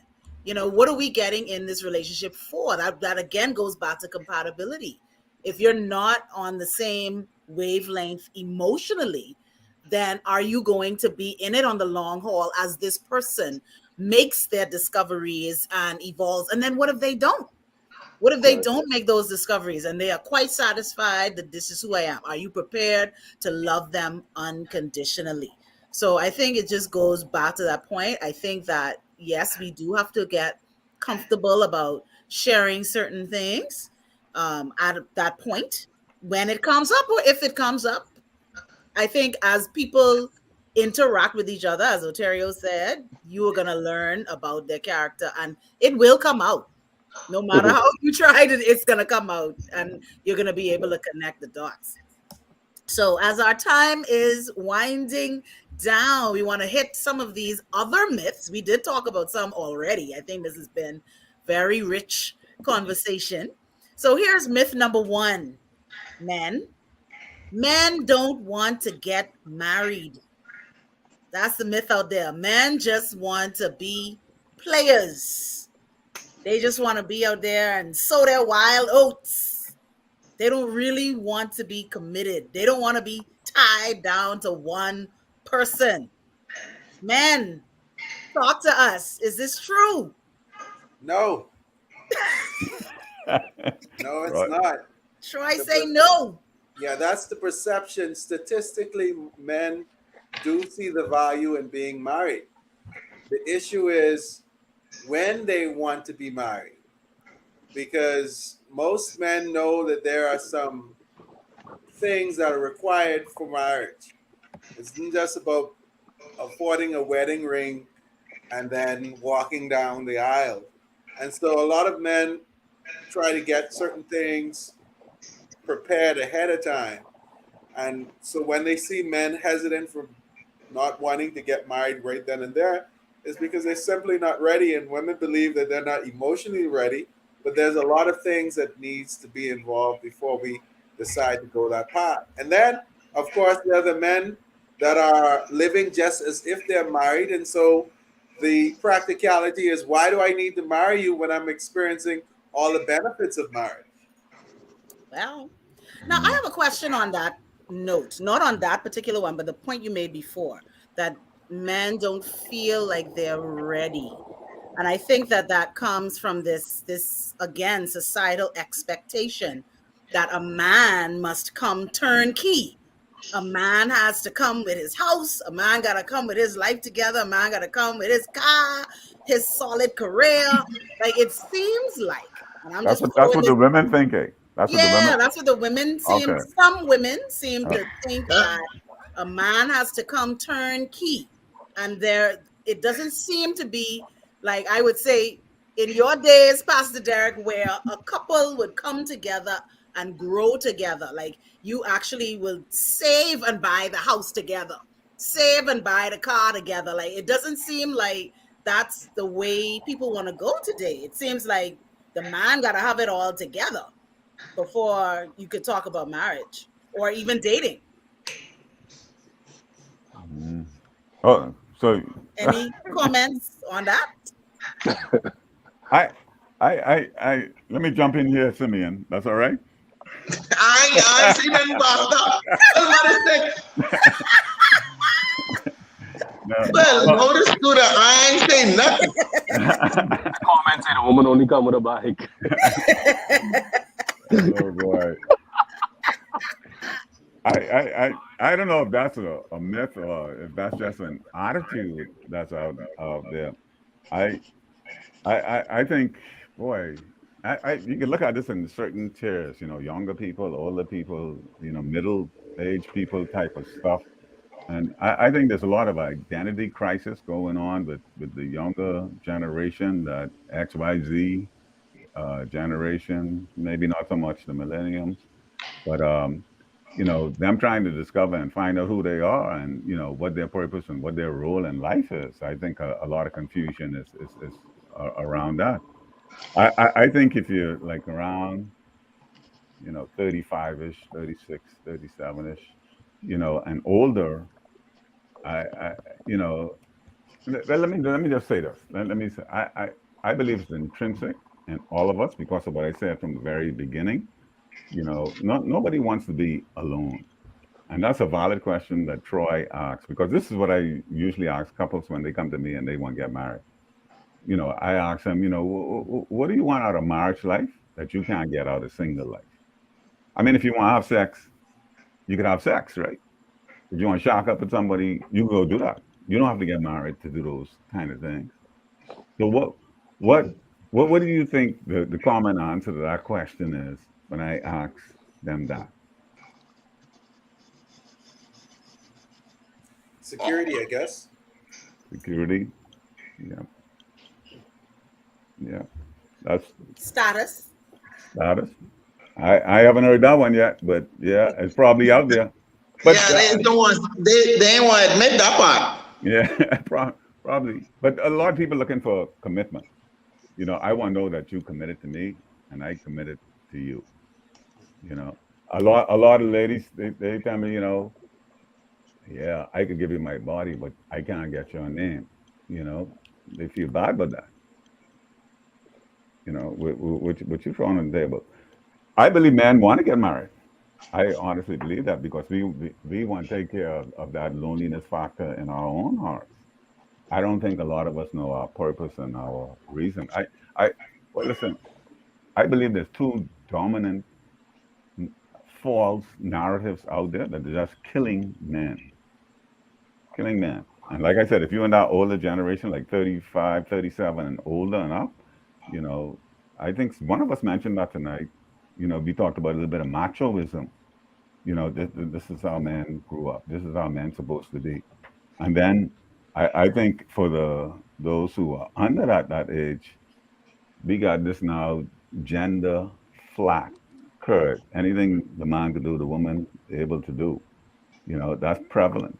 You know, and I think a lot of men they get scared off by that kind of little dominance that's up and rising. You know, and it's a whole complex, a lot of other complex issues around that. But basically, I think men and women they both looking for lifelong commitment with someone who they love. So, and that's a God thing that's placed in all of us. I believe that's what I believe. Yeah, agree. Miss number two, men can't be faithful. Bahamian Lies. men don't cheat. Black You. men no cheat. Men don't cheat. We don't cheat. Bahamian men don't cheat. Y'all is just That's a Bahamian y'all lie. men people. don't cheat. Y'all is just some people y'all We talking don't to cheat. it. Bahamian men don't cheat. Next one. Preach. Next question. Next one. All right. The man dismissed that. The man dismissed that. Next, Bahamian men don't cheat. Bahamian men don't cheat. Somebody come get my friend Ruckus, yeah? Say get a blanket. You will feel secure. What I missed, man? What I missed? The man said, he said, the guy said they want to feel secure, get them a blanket. Oh Lord. Go ahead, Please Simmone. What's the next question? create trouble. Myth number 3. Men are emotionally unavailable. True or false? I believe that False. some people, and that's false, but I just believe some people are emotionally unintelligent. That's all it really is. Some people don't have emotional intelligence. They're not Yep. emotionally unavailable. They are available in their own way. I've found in the past, Simone, a lot of women say that they want to be in a relationship. And then when you actually start to try to get to know them, you realize they're not ready. They're not emotionally ready to be in a relationship. And I find it more on the female side than the male side, but that's just my perspective. Tell us more about that, Troy Anthony. Well, it's simply because if you want to be in a relationship, then you typically do the things that required to be in a relationship. It seems to be that the men have to always be the person looking at trying to make this person happy, Yeah. as if we don't also want to be happy. We don't also want to be praised. We don't also want to be encouraged and be supported. But it seems that for men, we always have to be the one coming at the table. And you ask a woman, "What are you bringing to the table?" She says, "Well, I'm bringing me." Like, okay. With my bag. Like Kenny say. Yeah, but I can't eat you. I can't. Can you bring a fork? Can you bring a spoon? Get a brother, get a napkin, something. And so you want to be in a relationship, but in your viewpoint, not only now that men have to wine and dine you, even when we bring you by us, we have to cook for you as well. And so we got to be the full package. And then when we ask you if you could cook, you'll be like, "Oh, I don't know. I don't know about that." And so not to just use, because women get triggered when you talk about gender Okay. roles and stuff like that. But simply to say that we seem to be always the one expecting to be the romantic person in relationship, to say the words of encouragement, etc. Like, I didn't know Valentine's Day was only for women. I thought Valentine's Day was a day for For lovers. lovers. But it seems that Lovers. Valentine's Day is only a day for when women are supposed to be adorned and praised, when it's a day for lovers. Or why is it that Mother's Day is a day where women are celebrated, and it seems that fathers are, yeah, we acknowledge the good fathers out there. That's all you hear. We acknowledge the good fathers. The good fathers out there are the ones that do exist, are not praised and showered by the persons who they're actually providing that good service for.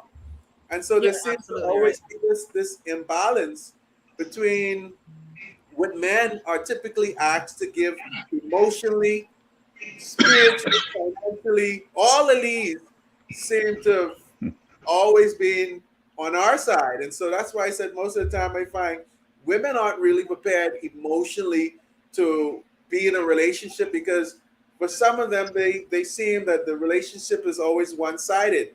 What can this guy do for me? not but what we can do for each other, what we can build with each other, what we can grow with each other. It's is he doing this, that, and the other? And then when you ask the brothers, because we sit down and we talk, and we say, well, you know, I noticed you did X, Y, Z, that, but what did she do for you? She bought me a card, you know, and so You know, maybe my experience is unique. Maybe Simeon has better experiences. no. Unfortunately, and I'm waiting on stuff like this. Who these women is you all talking about? Key, mom? That's Just Kenny. hold on right there. Hold on right there. Simmone, when did we start MenSpeak? Must see from 2016, eh? Before that. And guess what? I'm almost certain this is one of the first topics that we spoke about. Yep. This is how MenSpeak actually came to fruition. Because, you know, exactly what you're saying just now, that is still the case. And it ain't shifting. It getting worse. Mm-hmm. So the lady who's saying who these women is, mom, you know who they is. You know just who they is. Because it's more that it's not happening than it is happening. All we're saying, sometimes when you go on a date, if the woman could just reach for a purse once in a while, you ain't gotta pay, but just reach. Women don't even reach no more. They ain't even try it. So they didn't even make the offer.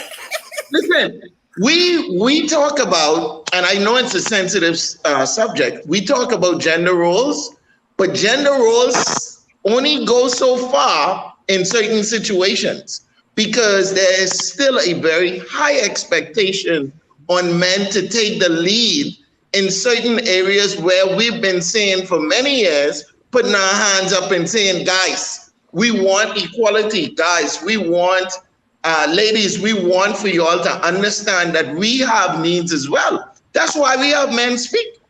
And so for any woman to say that it's not the case or where these women is, the devil is a lie. I'm so sorry. You all know where they is. This is why we've been here. This is why we've been talking about it. It ain't getting no better. It ain't gonna never get no better. If you dating, you better have a dating budget. As a man, that's what you need to have, because it is almost a requirement. How look at, if you use social media, if you use the temperature of today. Women are still saying, or conversations still come up, should a woman ask a man on a date? Who should pay for the date? Who should do these things? I thought we was moving past that, but you know, we don't move past them things, because you know, when it comes to that sort of stuff, it is still shouldered by men. Ask the florist. Who is get the majority of Valentine's gifts? Since you all don't believe us, ask them. Ask me. I did a Mother's Day class. I did a Mother's Day master class and a Father's Day master class. The Mother's Day master class sold out in 3 hours. Sold out, finished. The Father's Day class, up until right before the class, I was selling tickets. Right before the class, only through God's grace, somebody buy them last 2 tickets. So if y'all looking for examples, the MenSpeak is an example of the inequality when it comes to this. And women still will tell you, I don't care what nobody say, women still talk about, you know, like you said, when you say what you bring to the table, me.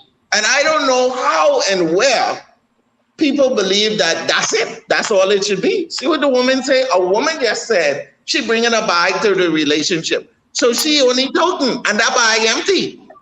That bag ain't even get nothing in it. She ain't even bringing stuff for herself. I need a new bag. I need an upgrade.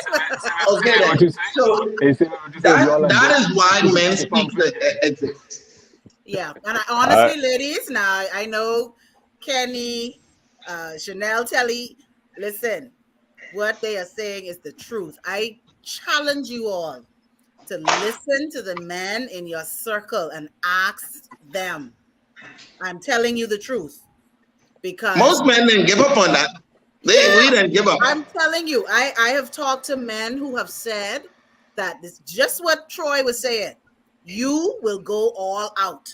Simeon say you gotta have your budget. You will go all out to make that person feel special. And I have talked to men personally who have said they have never received a thing. They Someone. wouldn't get anything for Valentine's Day. They But won't no get day, anything for Father's Day, not for birthday, Monday or Tuesday neither. Monday, Tuesday, No day. You Friday, ain't gotta go Valentine, Christmas or nothing. Just Tuesday. any day, just because day, and then women would play with what just because. It don't have to be no occasion. Just make me feel special, right? Isn't that Yeah. what I we know. say? So you don't think I know. men want that too? Men want that too.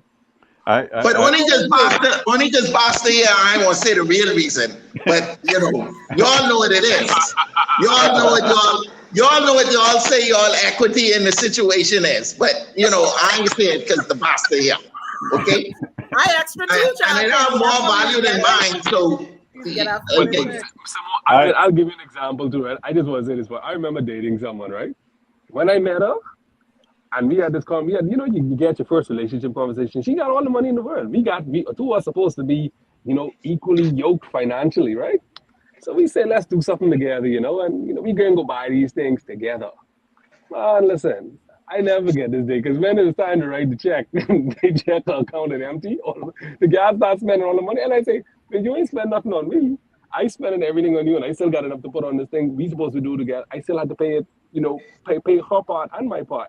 And again, she looked at me, she said, "Oh no, that's what you're supposed to do." But I'm like, Yeah. like this is not that's not the case. If we come together as a couple and say we doing something together, and you ain't even upholding your end of the bargain at the beginning, child, they ain't gonna make it. Trust me. But yeah. same like you say, And, you if she pump fake her hand in her bag, and God forbid you leave your wallet, she might have your wallet in the bag. Because you ain't gonna leave that. listen, I think all this is just a muddying of the roles of both a man and a woman. Yeah. To say that we are emotionally, what was that question? Emotionally Unavailable. Unavailable. unavailable. We are wired differently. Men are Yep. wired differently than women.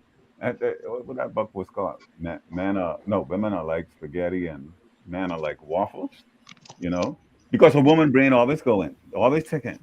But like when she asks you what you thinking, and you say I ain't thinking nothing, they look at you like you crazy because you got to be thinking something because their minds wired that way. But we like waffles. You know, waffles got all them little boxes. Some of them empty. So we ain't thinking nothing. But that's a big deal to them, right? But we all know that we all know that. Pastor just call us airbrain. How do you call men airbrains without Uh, calling them airbrains? Simeon, You call them a waffle. let's Now take one everybody step. can call It's us an empty waffles. box. Let's take Empty We squares. call them Everybody spaghetti, can call Simeon. us waffles now. but Simeon, but he call them spaghetti. He said they Instead all of mix up. conks. So I can let that sit. He said they I, all mix up because they're spaghetti.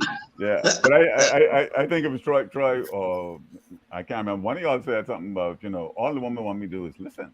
She don't want to answer. She don't want me to solve no problem. She don't want me give the solution. She just want me to listen because they wire differently. They emotionally.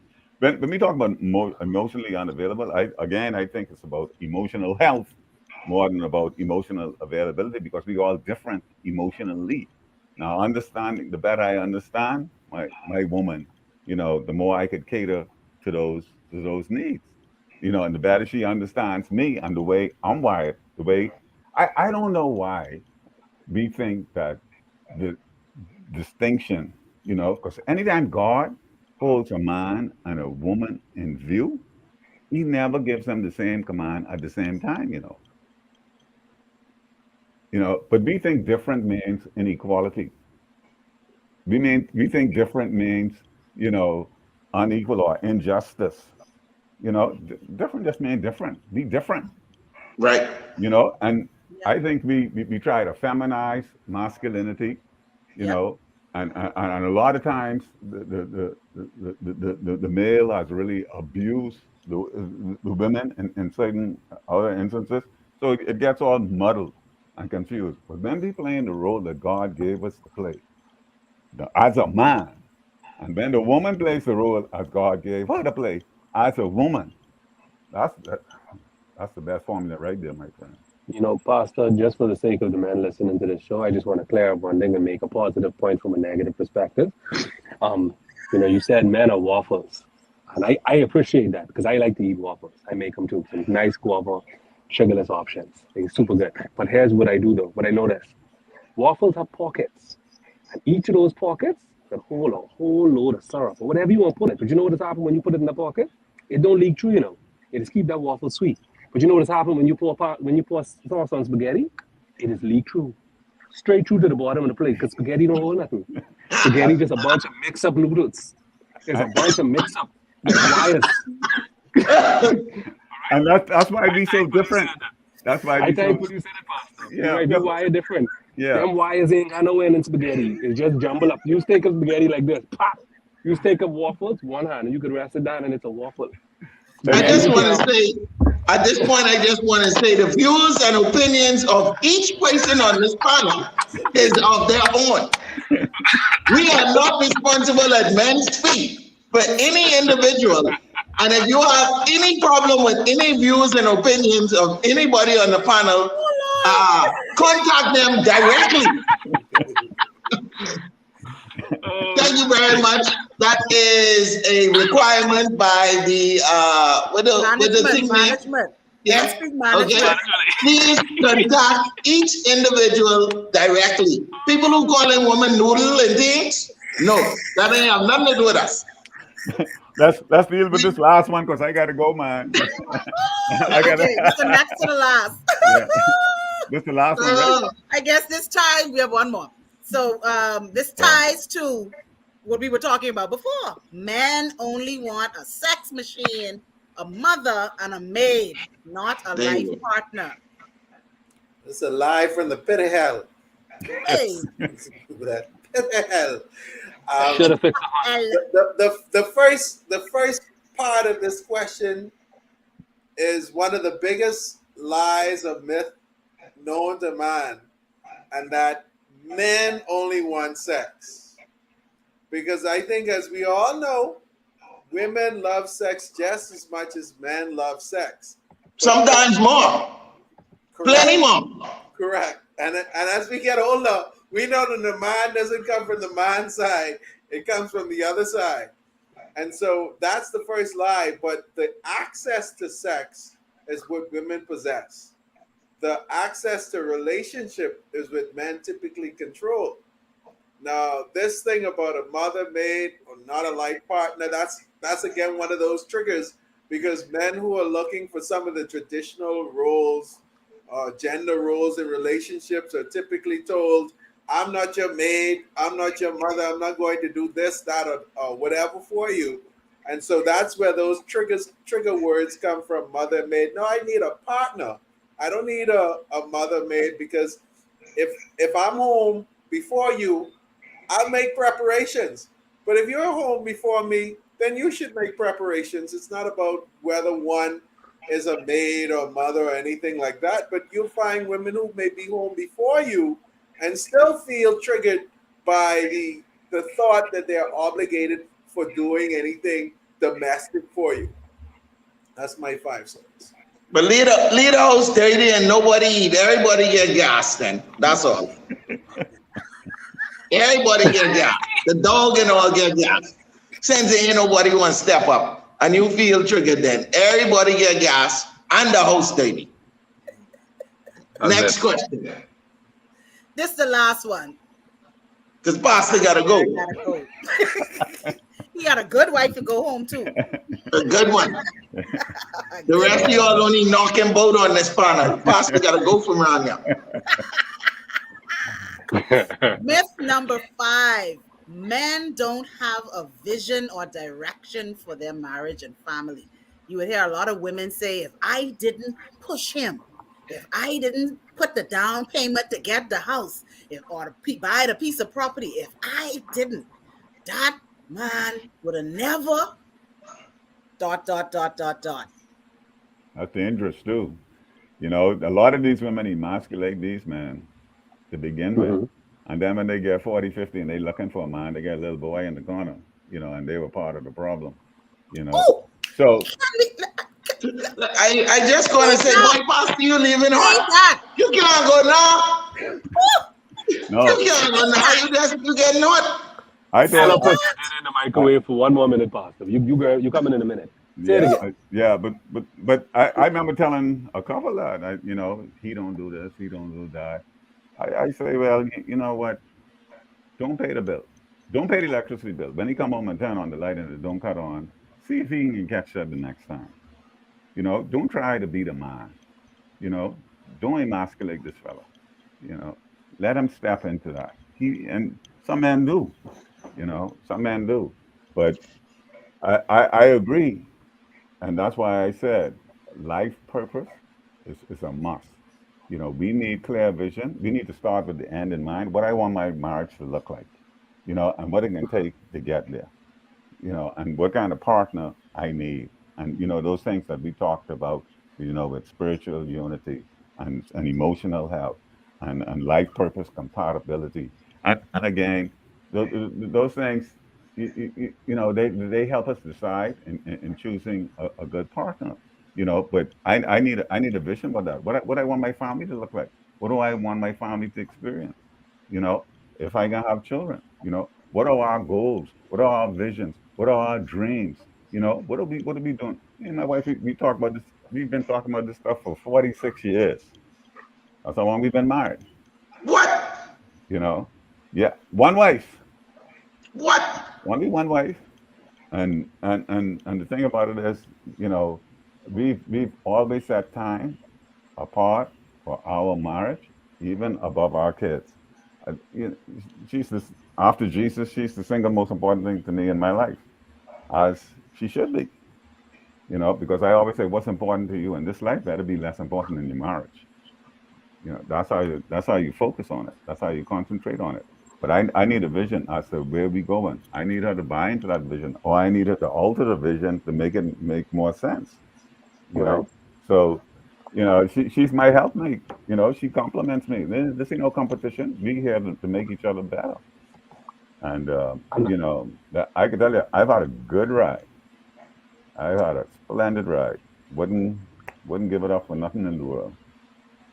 So Pastor, I would tell you, based on what you said just now, if I could say, a lot of people don't look for, like you said, it's a competition in a lot of relationships. Most people don't look for partners. They look for they look for a ride. They look for someone who they could hitch on and catch the ride to where they want to go, and not. And like I said, a lot of people have vision, but nobody plans. hmm And we could both sit down and say, hey, well, we want a house, but how do we get a house? hmm We want a car, but how do we get a car? And if both of us thinking separately, if there's separatism in a relationship, there is no relationship. There's two different people thinking of how to do one thing and none of them doing it. So the two of us sitting there forever thinking, we want to buy a car. The car only costs $100 and the two of us can't just figure out, let's put $50 together and make 100. I trying to put 100 together, she trying to put 100 together when we could have done it together and gotten it done a long time ago, hmm which is another part of something. Like I said, we've had this in different conversations where people have, we got the separate bank accounts, the separate lives, the separatism. If you in a marriage, figure it out together. Set a path, set your vision, make your plan before you put the last ring on your finger. This is where we want to live. This is what we want to do. This is how much kids I'd like to have. This is where we like the kids to go. This is what church we want to attend. This is where I'd like to vacation. This is where I want to vacate. This is where I want to own a second home. This is what I want to do with my parents if something happened. This is how I set it out so that at the end of the day, we have an actual plan that we could keep each other accountable to. And the reason that relationships don't work, because there's no real accountability, because we just having visions of grandeur. And the visions of grandeur lead us into every direction, not in a single forward movement. We in the car together, but the two of us looking left and right instead of looking straight ahead. So a lot of times that's the real problem. I admire you and your wife's ability to keep your vision straight ahead and to look straight ahead and to enjoy the little sights you all saw on the side while you all was going, but you all know where you all was headed to. hmm A lot of people don't have that ability to keep the plan going. The hmm minute things get a little difficult, the plan change. hmm The vision plan change. They change vision and plan at the same time. hmm But it's very difficult that some people can. It'll be very fortunate if people could maintain their vision and maintain the plan and stay the course. But in this life, I guess we settle for whatever we end up have happen eventually. But that's something that I think a lot of people need to work on. Setting a plan, seeing the vision, sharing mutually, and going at it together and sticking to it together. Mm. Oh, Terry, I think, that is so yeah, good. I think to summarize what everybody is saying to that point, and unfortunately, it is becoming more prevalent these days. Most people want to be in a single relationship.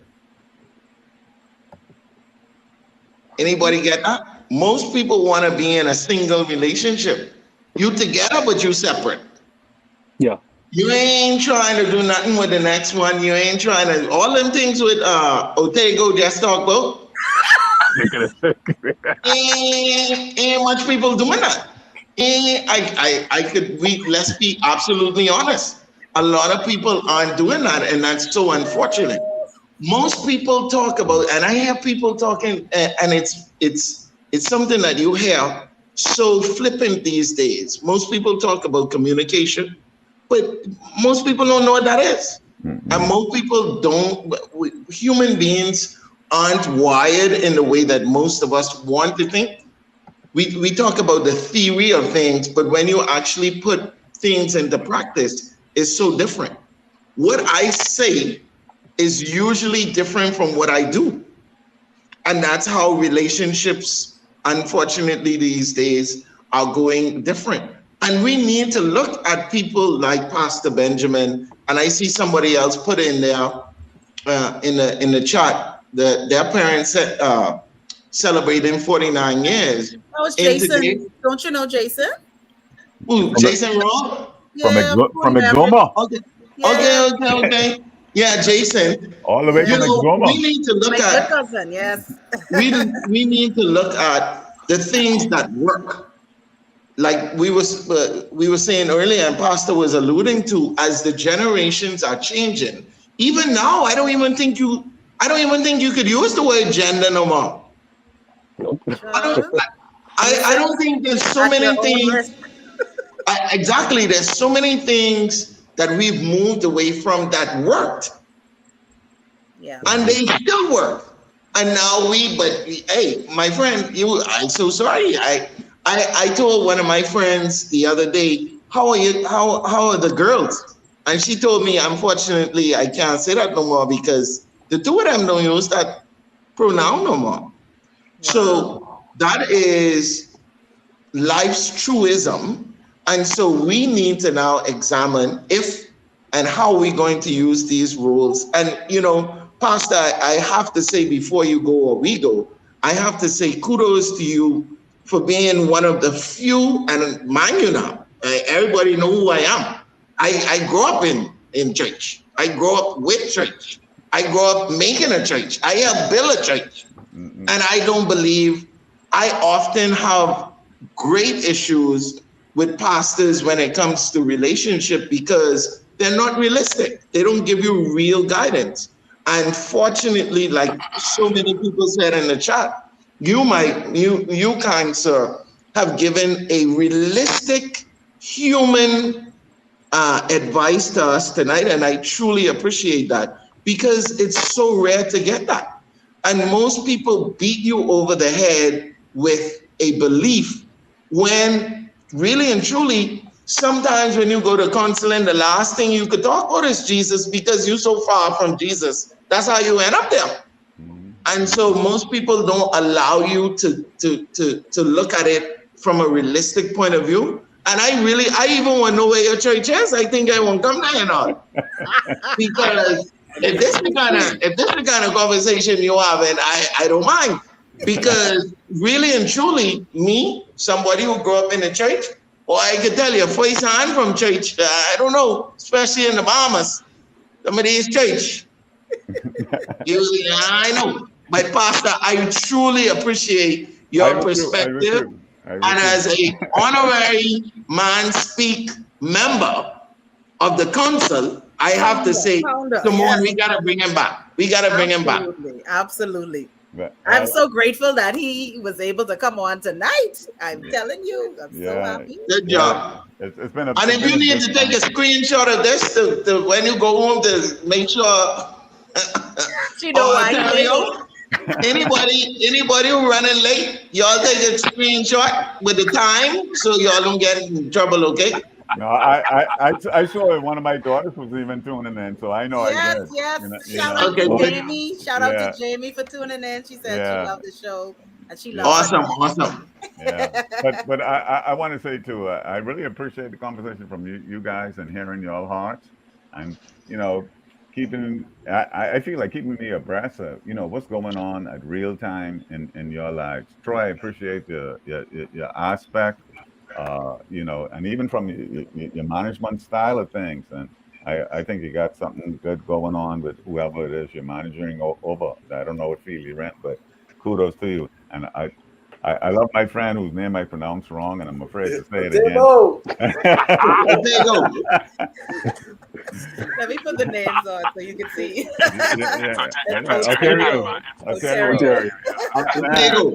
hey, at my age, I get bad with names, man. Jesus. And wrong. My wife would One tell thing me on I your had bad whiteboard, with you names to got. begin with. But yeah, I really appreciate your passion, man, and your sincerity, just the openness, how you guys come through, and I can't believe some of you guys ain't snatched up yet by some lady, you know. But be that as it may, if you ever need counseling, I give it free. All right. and, I know and who. and I my know who a friend. nigga needed. Pastor Benjamin, I know who a nigga needed most. You can wait on him though. Okay. Yeah. Just go bring up his past. Why I get Yeah. I get I get I, in my grave with some of these things. God then forgive me. I That's don't all I blame can. you, son. I yeah. don't blame you. Yeah. Yeah. If you're a 2 for 2 in the Man, know. if Pastor see my name on there, he might tell me I'm sick. You No can't man. be any skin on MenSpeak. Yeah. Yeah. But I love Chef frankness, man. Yeah, man. Listen, yeah, and the realness that he comes over with, man. I really do appreciate that and the insights too. And I know he grew up in church. I know where he come from. Yeah, yeah. So and he's just as good as at that as he is at cooking. So we, Absolutely. Simeon is we good people, man. yeah, yeah, Simeon yeah, is good people. yeah. 100%. Yeah. Oh yeah. But Thank you so much. thank But you I all. think this goes back to just to sum up, and actually let me let Troy give your closing remarks. Everybody said something already, so you go ahead. I think the most important thing for everyone to realize is relationships don't work because relationships don't work. Woo. Mm. Say it again with your chest. Relationships don't work because relationships don't work. People want to be in relationships, but they're not prepared to do the hard work to make the relationship work.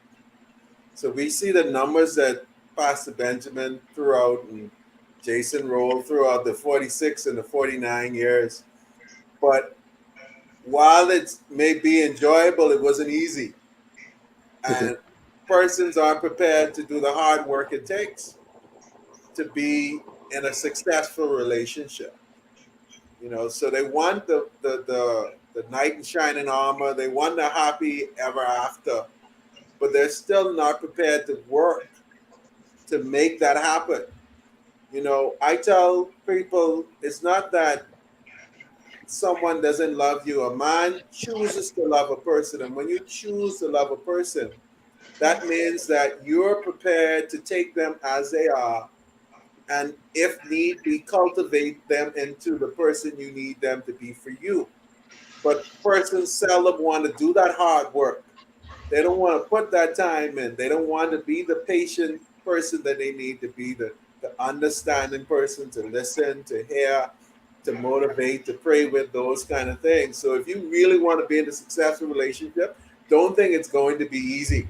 Don't think you're just going to find everything about this person that you're going to like, that you're just going to agree with everything that they want to do. But you've got to find that compromise in the middle. so that both persons could enjoy the ride, the journey. And if you're not enjoying the journey, then what sense does it make? And so if you want your relationship to work, just prepare to work. It is work. Yep, I agree.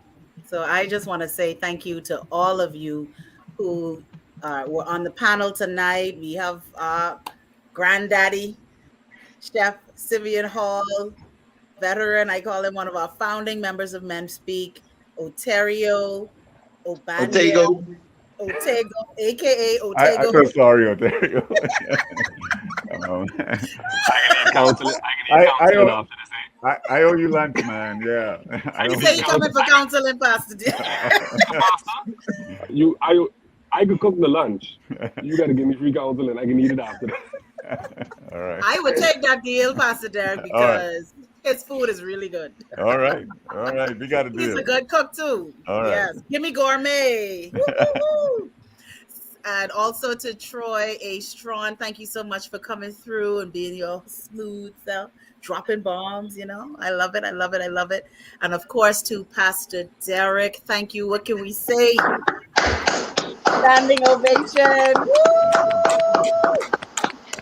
Thank you, guys. Thank you, We guys. really appreciate your presence, your wisdom, your practicality, as Simeon said, and just who you are and how you show up to everything. We really appreciate you. And I know I appreciate you Yeah. in my life so much. Love you And to too. all of you who are in the audience, lighting fires on Facebook. I couldn't even show them all. Y'all carrying on bad down there. Thank you so much for being a part of this and for supporting this and for being a part of the conversation. And it really isn't just about having a conversation. This is really a platform to raise awareness, to increase empathy and emotional intelligence between us. We're never going to get it right if we're going to keep polarizing ourselves and us Right. against them. It's never going to work that way. Let's come to the middle. Let's meet in the middle and let's understand each other, that we all bring value to the table. It ain't just the women who the prize. The men are the prize too. These are good men, and there are many good men. And the tagline for MenSpeak is see the good. When you open your eyes to see the good, you're going to see those men who are walking their kids to school. You're going to see those men who are sitting in Starbucks helping them with their homework. You're going to see those men doing school pickup and drop off, because I know Troy's do that. Ontario is do that. I know Pastor Derek used to do that too, right? People who out there, men handling their business, paying bills, doing what they're supposed to do, working hard. So let's appreciate them. Let's love them. Let's support them. And let's understand each other for a better community. Yes, all of us are good people. All of us. So thank you so much for tuning in. Tune in next time. Next time, our next session is going to be in September. And we are hoping that we can do an in-person. I hope y'all would like that. Let us know in the chat if y'all would like an in-person. Because that's really what MenSpeak used to be. MenSpeak used to be a social. We used to get together and talk around food, because you got to have food if you're going to have good conversation. You got two chefs in the house. Two chefs in the house. Simmone, and before we go, can I put a little plug in here? I just want to remind everybody that we have a show on National Geographic presenting the Bahamas to the world. World of Flavor with Big Mo Cason and Chef Simeon is on Nat Geo. You can find it on Apple TV, Amazon. It's coming to Disney Plus soon, etc., etc. But I'm not plugging it for me. I'm plugging it because we need to do more for our communities, showcasing the Bahamas in a totally different way, getting people to understand and appreciate this amazing island that we have. And so, when we have this in-person event, when Otego doing all the cooking, because I can be off, I just want to make sure y'all know that, we also have some really super talented people that we associate with and work with. And finally, thank you to Miss Simmone for putting this together. Amen. You know, behind and in front and on the side of good men is always an amazing woman. And Simmone has been the conduit to making sure that we are in a space of being able to have these conversations. And she's been tenacious with it and making sure that this exists. And, you know, there would be no MenSpeak without her. And so, you know, it goes full circle. All of us in this together, and we really appreciate her. Plus, most times, she knows how to curate an amazing panel. She's put these teams together to make sure that it works out to everybody's benefit. So thank you to Miss Simmone, Mentor of the Year, etc., etc. Amen. Thank you, thank you, thank you. Thank you very, very much. And yes, let's support each other. Let's support Simeon and his show and all the amazing things he's doing. Still waiting to see when the next masterclass is going to be. Yes, I want to get in there. I want my sister to get in there. I know she would love it. And also, we want to put in a plug. Next month, September, we're doing in person because one of our other founding panelists, Dr. Adrian Carter, is going to be on the island. And we want to take advantage of him being on the island. And he's going to be on the island. We can let the little bit of the cat out of the bag because we are in a planning meeting. MenSpeak is partnering with him to organize a men's getaway that will be held in the Bahamas next June. So listen, y'all start putting your pennies together. We can talk about loving men and supporting men. Let's pay for him to be on his men's retreat next year, June 2023. Yes, we cooking with singles, Kenny. This is already going to be a mix and mingle situation. Definitely in September, we're going to do that, but we're doing that because we are planning an amazing event for men. Next year, we're going big with Dr. Adrian Carter and his Empower Men event that he has annually. Next year will be year number 5 for him, and he wants to do it in Nassau, Bahamas. And so we are going to come around him as MenSpeak to support that and to push that here in Nassau, Bahamas. Yes, we will try to make it hybrid, Telly. Telly wants to tune in. So we will definitely be doing that. Thank you again for being a part of this tonight and stay connected with us. We have a page on Facebook, MenSpeak, or any of us start to follow and like and share and do all of that good stuff until we meet again. Have a good night. Bye, guys. Good night. Good night.